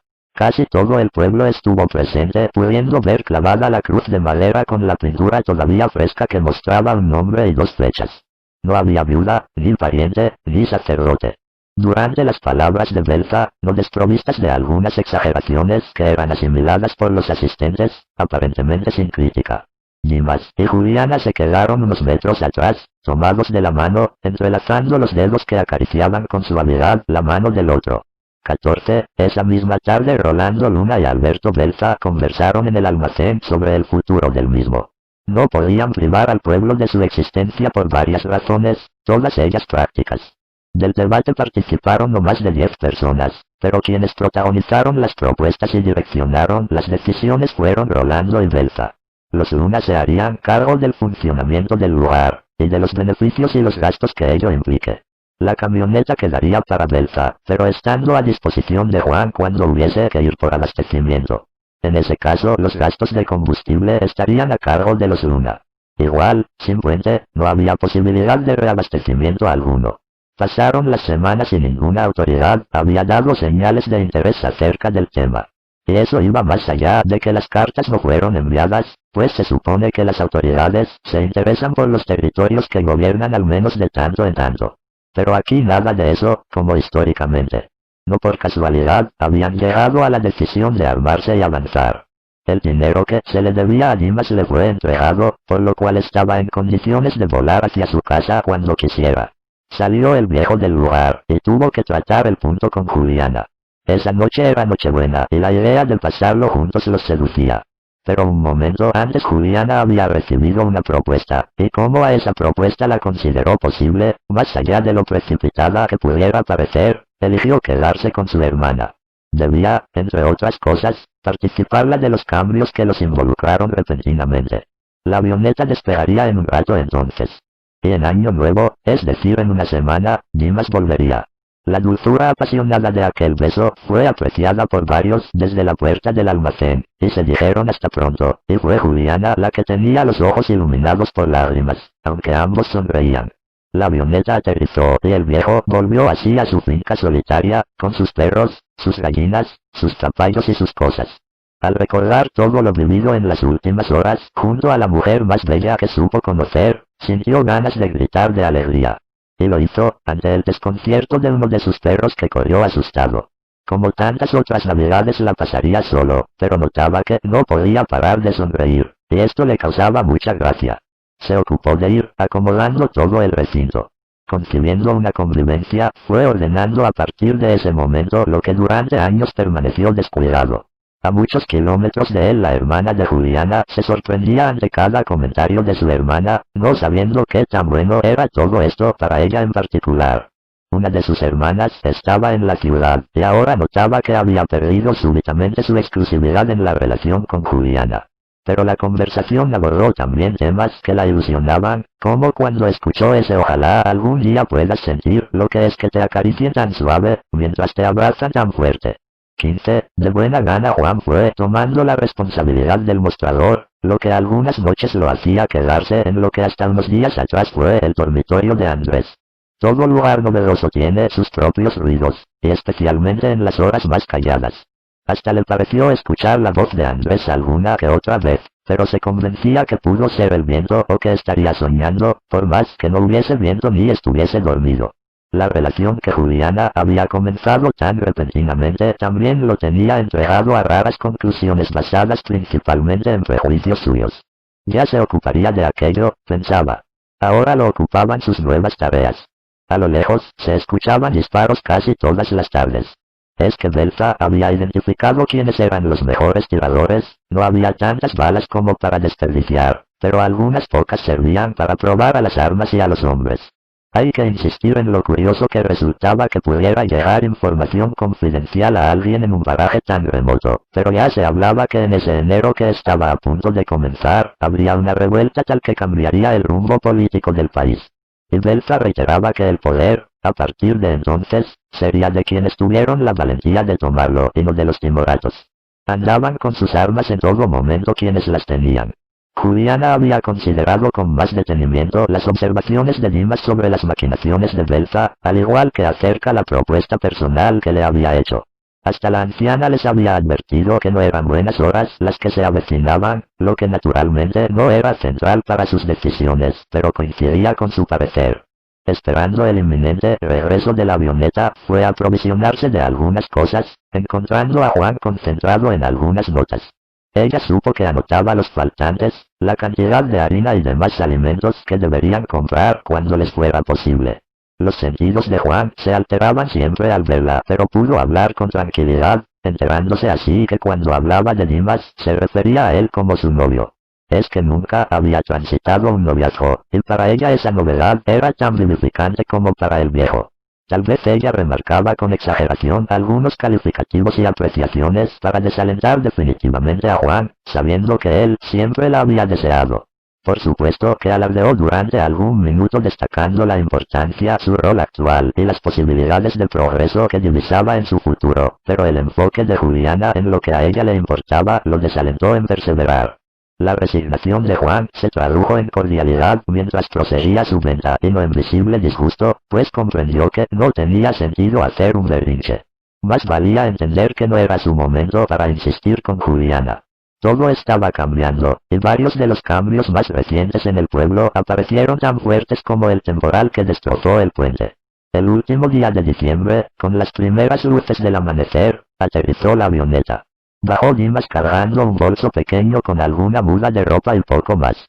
El almacén aún no estaba abierto y eso lo invitó a dirigirse directamente a lo de su amada. Habían sido tan vertiginosos los acontecimientos en esa zona que anhelaba que todo siguiera como hace una semana. La de la difunta Correa fue la primera figura humana que vio ese día. Notó que había tenido más visitas desde la última vez que había pasado por allí por la cantidad de botellas nuevas que la rodeaban. La incertidumbre, al igual que el miedo, suelen reforzar la fe. Antes de llegar al ombú ya empezó a golpear sus manos dando aviso de su llegada, para no sobresaltar a las hermanas. Aún con todo lo dicho acerca de la valoración que tenían los lugareños sobre las habitantes de esa casa, por supuesto que las hermanas de Juliana tenían nombre, y es momento de decir que quien se asomó fue María, explicando que Juliana recién se despertaba. Tenía María un encanto más sencillo, y quizá el ser bastante retraída ponía cierto velo sobre su aspecto. Pero también era bonita, sin dudas. Al salir Juliana abrazó a Dimas de inmediato. Lo había extrañado con ese juego en que se extraña al otro durante los primeros tiempos de toda relación amorosa. Luego, por lo general, ya sabemos. Caminaron los tres hacia el ombú, y a su sombra se sentaron a matear. Pudo enterarse el viejo que Belza había tomado la costumbre de andar por todos lados rodeado de una docena de paisanos que ostentaban sus armas en todo momento, y que eso resultaba algo intimidante, más teniendo en cuenta que algunos de ellos estaban adquiriendo el hábito de acercarse casi diariamente a las casas a pedir comida, aunque esto último parecían hacerlo cuando Belza no estaba presente. Eso viene raro por donde se lo mire, sostuvo Dimas, y dirigiéndose a María agregó, Juliana sabe que tengo preocupación por lo que se está pensando hacer. Entiendo que nadie los considera, supe de tantos reclamos, sin respuesta, y que ahora nadie llegue para solucionar lo del puente, debe movilizar a toda la comunidad, pero en algún momento esto se fue de cauce. Quédese a cuidarnos entonces, se animó a decir María. Era evidente que con Juliana ya habían hablado sobre esta posibilidad, pues ambas se mostraron expectantes a la respuesta que el viejo daría a la propuesta que acababa de recibir. Pero esto se superponía con la propuesta que Dimas le había hecho a Juliana hace unos días, que fue también la de vivir juntos, pero yéndose ellos dos con la avioneta hasta su casa. No todo sería como hace una semana, reflexionó, recordando lo que había anhelado recién mientras caminaba hacia allí. Esta noche se supone que esperaremos juntos el año nuevo, ahí tendremos tiempo de decidir qué es lo que más convendría hacer. Con algo de lo que había comprado y algo de lo que ya tenía se preparó el almuerzo, y también algo para compartir esa noche. Los tres a la mesa, con la puerta abierta para que entre algo de aire. El calor propio de la estación se hacía sentir sofocante y durante la sobremesa pudieron oír un rumor acercándose.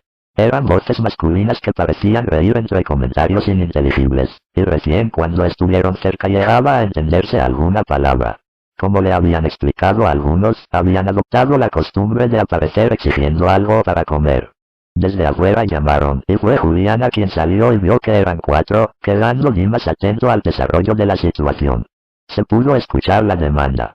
La respuesta que recibieron fue que hoy no les daría nada, que en esos días ya habían pasado, y agregó que debían dejar de hacerlo. Nosotros somos los que les vamos a cuidar el culo a ustedes, somos los que vamos a conseguir que esto mejore, así que atendernos es lo menos que pueden hacer.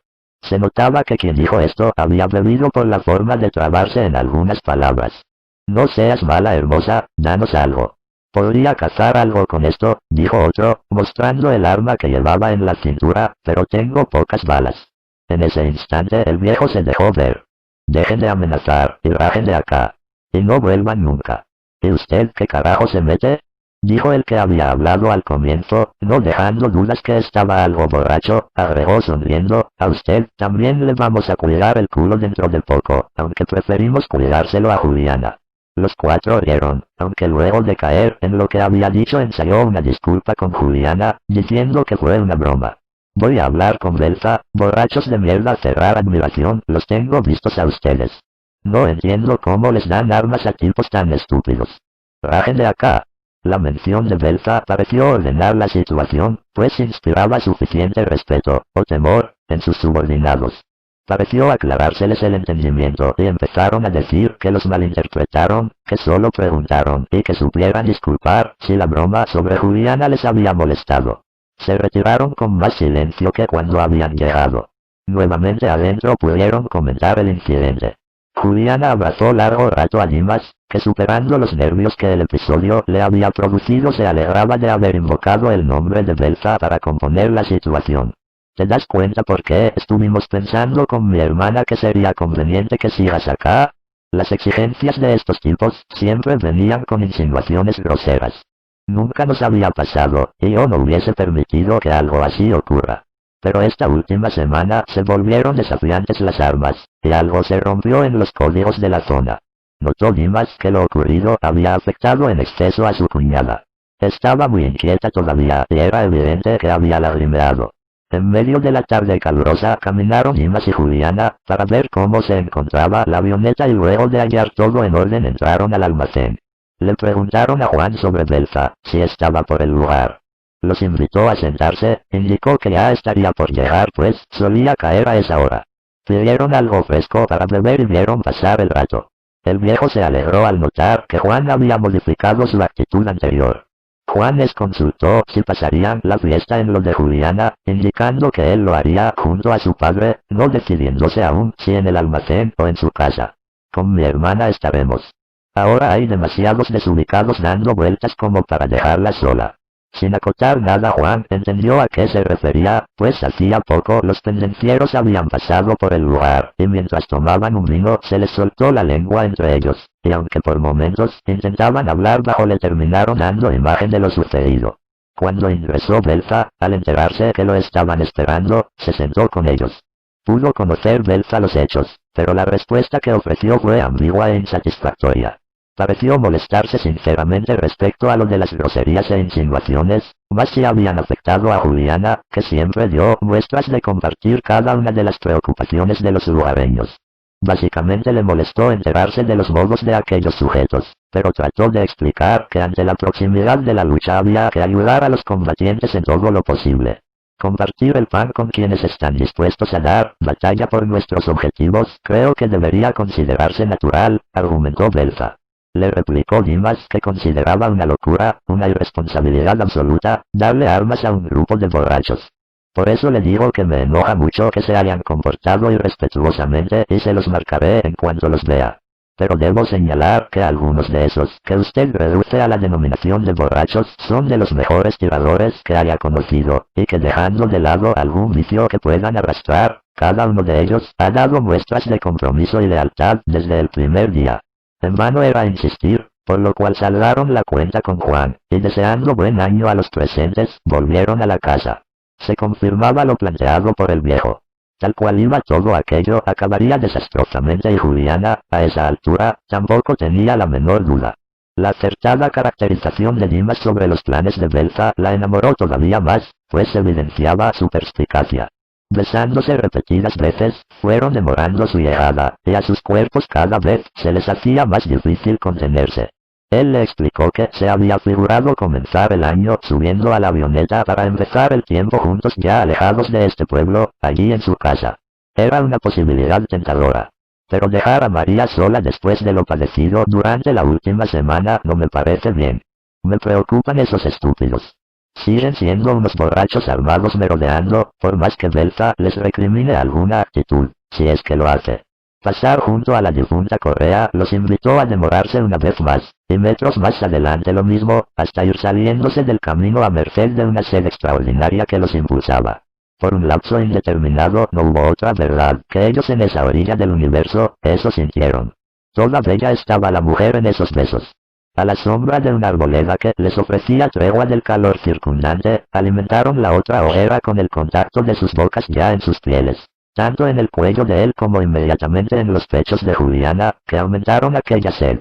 Fueron favorecidos por la discreción que les obsequió el lugar y el horario, y al entenderlo así, permitieron que el vestido de ella fuese el lecho sobre el cual pudiese crecer ese placer que los mordía enteros, que los incitaba a navegar sobre ellos mismos hasta el lugar en que el deseo los hiciera integrarse y separarse brevemente para volver a integrarlos en una nueva arremetida, con caricias que nacían oportunas y parecían multiplicarse sobre los cuerpos.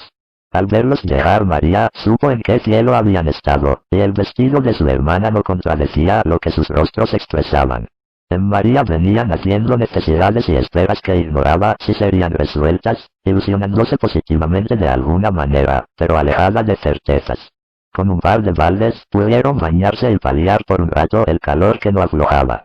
El viejo lo hizo en último término mientras revisaba en sus pensamientos lo reciente.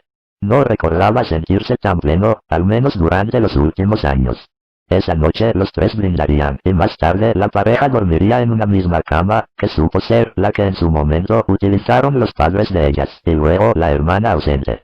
Estaba en una habitación contigua a la que hasta ese momento ocuparon Juliana y María. Esa noche sería incómoda para María, como las que vinieran en idéntica situación. Por un lado, percibía mayor seguridad con la presencia de Dimas en aquel contexto, pero por otro, las necesidades y esperas ya descritas le resonaban con mucha fuerza. Mientras cenaron, Dimas notó por primera vez algo de esa tensión interna que María buscaba invisibilizar, pero aparecía en miradas y gestos que seguramente no eran del todo deliberadas, pero aparecían. El nuevo año llegó y se escucharon algunos disparos al aire esa medianoche.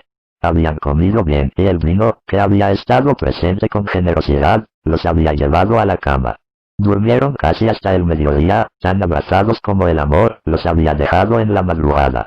16. Las horas del día siguiente se deslizaron lentas.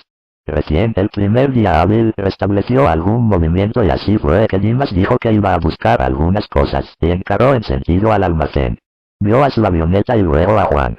Saludándose entraron, enterándose por Juan que con Rolando habían pasado allí al año nuevo, por no querer dejar solo el lugar. Supo que la preocupación por el grupo armado también llegaba a ellos, y que no acordaban con Belza en eso de relativizar algunos incidentes. Allí se habían mostrado en contra de pagar, o al menos se les anoten algunos artículos que se llevaron, y solo oyeron excusas por parte de quien se suponía debía imponer cierta disciplina.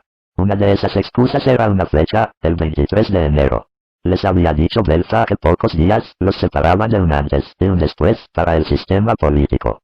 El plan era salir pronto en búsqueda del cuartel que habían elegido para tomar y proveerse de más armas. Y que desde otro pueblo también confluiría en ese punto con ellos otra columna revolucionaria. ¿Cómo obtiene esa información? Si acá ni teléfono hay, adujo Dimas, no lo sabemos. Belza siempre se ampara en aquello de no revelar las fuentes, y en que es mejor que no se sepa. Con mi padre empezamos a temer que sean fantasías de él, pero el tema es que Andrés también habló hasta su último aliento del mismo modo y con la misma seguridad sobre esas informaciones recibidas desde Buenos Aires.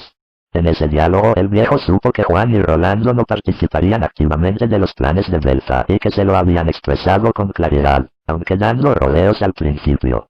Que Belza los había tratado de traidores al comienzo, pero luego pareció haber preferido bajar el tono a esa discusión. Se encontraba Juan satisfecho como almacenero, y pensaba en avanzar de ese modo. No ambicionaba fortuna ni cosa parecida, pero veía factible un futuro más previsible que el que tenía cuando visitó la casa de Dimas, y eso que no había pasado demasiado. Pero insistía en explicar que las circunstancias habían cambiado drásticamente, como si el viejo no lo entendiese del mismo modo. Acordaron algo durante aquella charla, seguramente por convicción, pero también teniendo en cuenta algunas conveniencias para ambos. Tras algunas sugerencias de Dimas, los argumentos y razones que intercambiaron entre sí aquellos hombres, escuchados por alguien que no fueran ellos, podrían haber resultado acomodaticios y algo egoístas. Pero en conformidad, se dieron la mano confiando en que estaba bien lo que pensaban, más teniendo en cuenta situaciones como la existencia de un desafiante grupo armado dando vueltas por la zona. En la casa acomodaron lo que trajo Dimas, separando unos fideos para que sean aprovechados ese mismo día. Las garrafas ya estaban vacías, o casi, por lo cual desde hacía bastante se utilizaba leña para esos menesteres. En invierno hubiese sido peor, se consolaban allí y en las otras casas. Esa tarde se les apareció Belza. Sus matones, pues no eran otra cosa a esa altura, se mantuvieron a distancia cuando interpeló a Dimas. Le hablo del 23 de ese mes, de un cuartel en particular, de lo que tenía planificado. Y en ese esquema entraría la avioneta. De ningún modo Belza.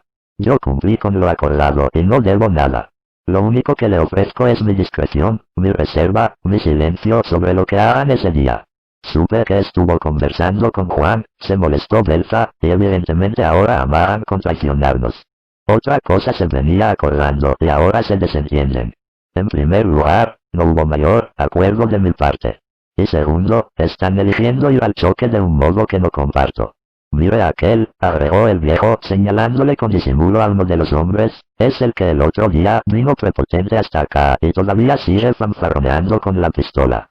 También Belza pudo ver el comportamiento del que no paraba de charlar con sus laderos, moviendo el arma en su mano, al compás de su parloteo. Juliana salió para avisarle a Dimas que lo necesitaba para algo, y se dio por terminada la visita. Una amenaza entre dientes alcanzó a deslizar Belza mientras se alejaba, pero fue inentendible. El viejo supo que haber coincidido con Juan fue muy oportuno. Los tres cenaron y pudieron opinar sobre Belza y sus recientes acciones, incluido tanto su letal accidente con Andrés como aquella propuesta inmediata y arbitraria, aunque aceptada por tantos, de convertirlo en un héroe del combate. No mucho después, se fueron a acostar. Al rato se escucharon unas palmas golpeándose y una voz llamando a María desde afuera. Dimas no se sorprendió, y hasta sonrió para sus adentros. Y sin que lo notara Juliana, cruzó los dedos buscando suerte. Cuando Juliana buscó incorporarse el viejo la retuvo. Quédate tranquila, es Juan. Hoy me contó que tenía ganas de hablar con tu hermana y no me parece mal. Sorprendida, Juliana logró sonreír. Iba a cuestionarle algo, pero al verlo así de tranquilo, se limitó a besarlo. María estaba más sorprendida que su hermana cuando, al asomarse, pudo adivinar la silueta de Juan a pocos pasos. La noche estaba clara, por lo cual a medida que la vista se le acostumbraba, lo iba viendo mejor. Estaba confundida, y durante un momento no supo qué decir. Él, en el mismo momento, se encontraba prácticamente igual de aturdido. Había ensayado unas palabras frente al espejo antes de llegar, pero por un instante ni respirar le salía. De repente le salió decir «Feliz año nuevo», y se sintió ridículo, pero eso consiguió destrabar las lenguas al menos. Ella agradeció el saludo y ahí pudo animarse a preguntarle qué lo traía a esas horas. Sabrás que mi rutina cambió, que ahora estoy a cargo del almacén. Quería hablarte, y pasa que recién cierro el negocio. Buscó María separarse algo más de la casa. No mucho, pero le daba vergüenza pensar que Dimas escuchara algo de lo que se conversara. Y a Juan se le distendió la lengua y pudo, de a poco, ir encontrando el modo de compartir algunas ideas que estaba teniendo. Al principio no le expresaba claramente sus razones a María, aunque se las dejaba entrever. Luego, sosegado al ver que la buena predisposición de ella a escucharlo era evidente, fue más explícito. Si era cierto que desde hacía años estaba enamorado de ella, o que tan cierto era que ante las amenazas de esos tiempos él no concebía no encontrarse muy cerca de ella para cuidarla, ¿quién puede saberlo? ¿En serio siempre pensabas en mí? Desde hace años no hago otra cosa. Me arrepiento de no habértelo dicho antes. Las bocas se respiraron con ternura y no hacía falta decir mucho más, aunque entre beso y beso Juan supo aumentar alguna adjetivación en sus obsequiosos comentarios. Fue tan potente aquello que él llegó a asumir con firmeza que le habló a María con una sinceridad incuestionable, y asumió para sí de esa forma lo planteado. Era probable que más tarde, ya en soledad, pusiera observación y autocrítica en eso de cuánta sinceridad hubo en sus dichos, pero su presencia en aquella situación estaba tan embriagada por la suavidad de María y de sus caricias que lamentaba no habérsele acercado antes a susurrarle continuamente que la amaba, dada la plena satisfacción que recibía al hacerlo. Quedaron en verse de allí en adelante, y durante media hora prometían que ese beso era el último que se darían para despedirse, y sonreían al ver que un nuevo beso los atrapaba. En la mañana desayunaron la reseña de María. Todos acordaron que el año había comenzado para ellos de un modo mágico y prometedor. Unos caballos acercándose hicieron que el viejo se asome. Ya era un problema Belza interfiriendo en sus momentos. Vine a proseguir la conversación de ayer. Ya está terminada Belza. Usted a lo suyo y déjenos a nosotros con lo nuestro. Para lo que tengo planeado necesitamos su avioneta Dimas, con usted en ella o no. Veamos cómo resolver eso ahora mismo. El temor era que la robaran o inutilizaran de alguna manera si la discusión escalaba, por lo cual eligió postergar la resolución de ese conflicto. Mire, no está a la venta y no se la prestaría a nadie. Pero no es la única avioneta que conozco. Déjeme ver cómo con las armas puedo acercarle una solución. Quedan unos pocos días y tanto dinero como para comprar una avioneta no tenemos. Si no la presta, se la alquilamos como mucho. Le estoy hablando de otra avioneta, no de la mía. Mañana mismo salgo a conseguirles una, de otro fumigador. Él se las trae y ustedes se la alquilan. Ni hace falta que le digan abiertamente para qué la quieren. Pilotearlas no es tan difícil y por lo demás, ya les dije, soy reservado. Dimas notó la desconfianza de Belza, por lo cual agregó.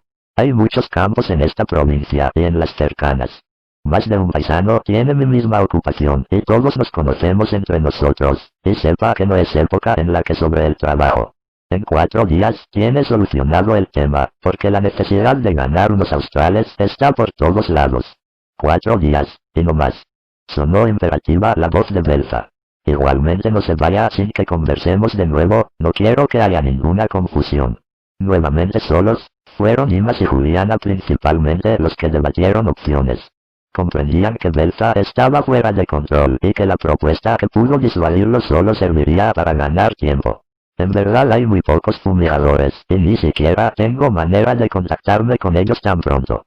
Por lo cual irnos definitivamente, o hasta que todo se termine, es lo único que se me ocurre. Hay otra solución, sostuvo Juliana, y es eliminar a Belza. 1 hora después de definir como mágico y prometedor ese comienzo de año, las palabras se cambiaron por otras en torno a aquella mesa familiar. Necesitaron abandonar el complaciente algodón de las anteriores para acudir a las agujas de unas que sirvieran para atacar el problema que los embestía. Hablas de matarlo, resumió Dimas. No necesariamente. Neutralizarlo, y mientras reflexionaba, Juliana agregó, no sé, pienso en algo menos definitivo que el asesinato. Aclaremos que es él quien presiona y seguramente sabe que su accionar puede generar reacciones. En principio mañana temprano volemos hasta mi casa. Tal vez allá, en unos días, se nos ocurra qué hacer con Belza. Hacer algo contra él es difícil ahora, estando rodeado por esos patoteros todo el tiempo. María propuso conversar con Juan sobre todo aquello y resolvieron ir a visitarlo luego de almorzar. Antes de ingresar al almacén controlaron a la avioneta y encontraron que una cadena bloqueaba una de sus ruedas, con un candado notable. Era parte de la escalada del conflicto, por lo que fue mayor el enojo que la sorpresa. Juan los recibió con entusiasmo. Inmediatamente se enteró de la cadena en la rueda, figurándose que debió ser colocada no hacía mucho, pues el día anterior se había acercado al artefacto sin encontrar novedades. Comentó que él también fue presionado por Belza esa mañana en relación al almacén. Dijo estar reconsiderando lo resuelto, pues no encontraba beneficio en que Juan siguiera a cargo de ese comercio. De seguro alguno de sus esbirros le habría solicitado el lugar. El problema Belza crecía. Al rato llegó Rolando y pudo enterarse de todo, estando de acuerdo en eso de ocuparse del problema. Según dijo, no iba a permitir que a su hijo lo saquen de allí. Estaban en inferioridad de condiciones, pero un par de armas tenían. A la mañana siguiente, con el alba, una bala de fusil destrozó el candado, quedando la avioneta lista para el vuelo. Unos bolsos de Juliana se sumaron a lo que cargó Dimas. Juan permanecía con el fusil en la derecha mientras con el otro brazo contenía a María, que se llenó de lágrimas ante la partida de su hermana. Así los vieron elevarse. Las dos parejas habían hablado antes del despegue, evaluando posibilidades. La parte más difícil en lo inmediato terminó siendo para Juan, que no debía ceder a las intenciones de Belza. En la ternura de María encontraba mayores motivos y fortaleza para mantenerse firme. Fue en ese lapso de pocos días que, de un modo decoroso, Juan pudo mostrarle a ella las imágenes de la revista que supo tener en el lado interno de su ropero. Adujo haberlas guardado por curiosidad, y esperó la respuesta de María. Vio cómo se iluminó su rostro, mientras le agradecía el gesto. No había tenido oportunidad de ver a mi hermana desde que se fue. Estas imágenes demuestran que llegó a progresar en la ciudad. Gracias, Juan. Ojalá Juliana pueda enterarse pronto de esto. Permaneció abrazándola mientras se detenía en aquello de las extrañas vueltas que se dan entre lo deseado y lo finalmente concretado por cada persona. Y Juan pudo incluir a cada una de las hermanas en ese enredo personalísimo con resolución inesperada. 18. Al sobrevolar los campos la mirada de Juliana era alimentada por paisajes que apenas había llegado a imaginar. Vio los restos de ese puente que con su colapso generó tantos eventos. El horizonte le prometía eternidad e infinito, como le ocurre a todos los que vuelan por primera vez, y cada uno comprobará más tarde la veracidad o no de esa promesa. Los perros de la casa la recibieron alegremente, perros que eran medio cimarrones a pesar de la docilidad colectiva, si uno lo piensa. Y se sintió en su hogar desde el primer segundo. Su única angustia era no saber cómo irían las cosas para María. El viejo le aseguraba que como Juan comenzó a demostrar madurez, junto a María encontrarían cómo apechugar lo que ocurría, y que en poco tiempo se disiparía la incertidumbre. De la pequeña Berta se ocupaba mejor Juliana, cosa que pareció evidenciarse al par de días en el aspecto de los zapallos que venían creciendo. Conversaban durante horas sobre vivencias que no habían compartido con nadie, y al ser tan novedosa esta convivencia en todo momento estaba colmada de placeres nuevos. Aparecían a partir de roces circunstanciales las oportunidades que ellos aprovechaban para recordar con sus cuerpos lo vivos que se sentían. No hubo jamás mujer más deliciosa que Juliana, solía confirmarse Dimas, y no era solo por sus labios, sus senos, sus caderas o la perfección que Dimas corroboraba en sus piernas. Ni siquiera por la ternura o la pasión que le entregaba mientras se amaban. Era la presencia de algo esencial, algo extraordinario y bello constitutivo de su totalidad, indivisible de su ser. No habiéndose movido del lugar les llegó, como a todos, el 23 de enero. Por la radio pudieron escuchar la concreción de la toma de un regimiento por parte de un grupo armado del que las noticias no daban precisiones. El viejo trataba de representarse cómo había logrado aquel grupo amontonado alrededor de Belza ocupar con éxito una unidad militar. Recordó aquellas reuniones en las que también Andrés ponía énfasis en remediar el abandono que padecían en toda la zona por el desinterés del Estado. También recordaba cómo aquellas intenciones loables terminaron desviándose entre conducciones extraviadas y borrachos prepotentes. Fue rescatado de sus pensamientos por Juliana, quien le aclaró que el informativo ubicaba la incursión en la provincia de Buenos Aires, puntualmente en La Tablada. Desprovistos de múltiples datos, trataron de interpretar aquella toma, siempre procurando encontrar los vínculos que la unían en fecha y estilo con lo planificado por Belza. Desconocían ellos en ese instante que el mismo fusil que se había ocupado del candado en la avioneta, habiendo pasado a manos de Rolando Luna, supo ocuparse también de Belza en la misma semana. Fin.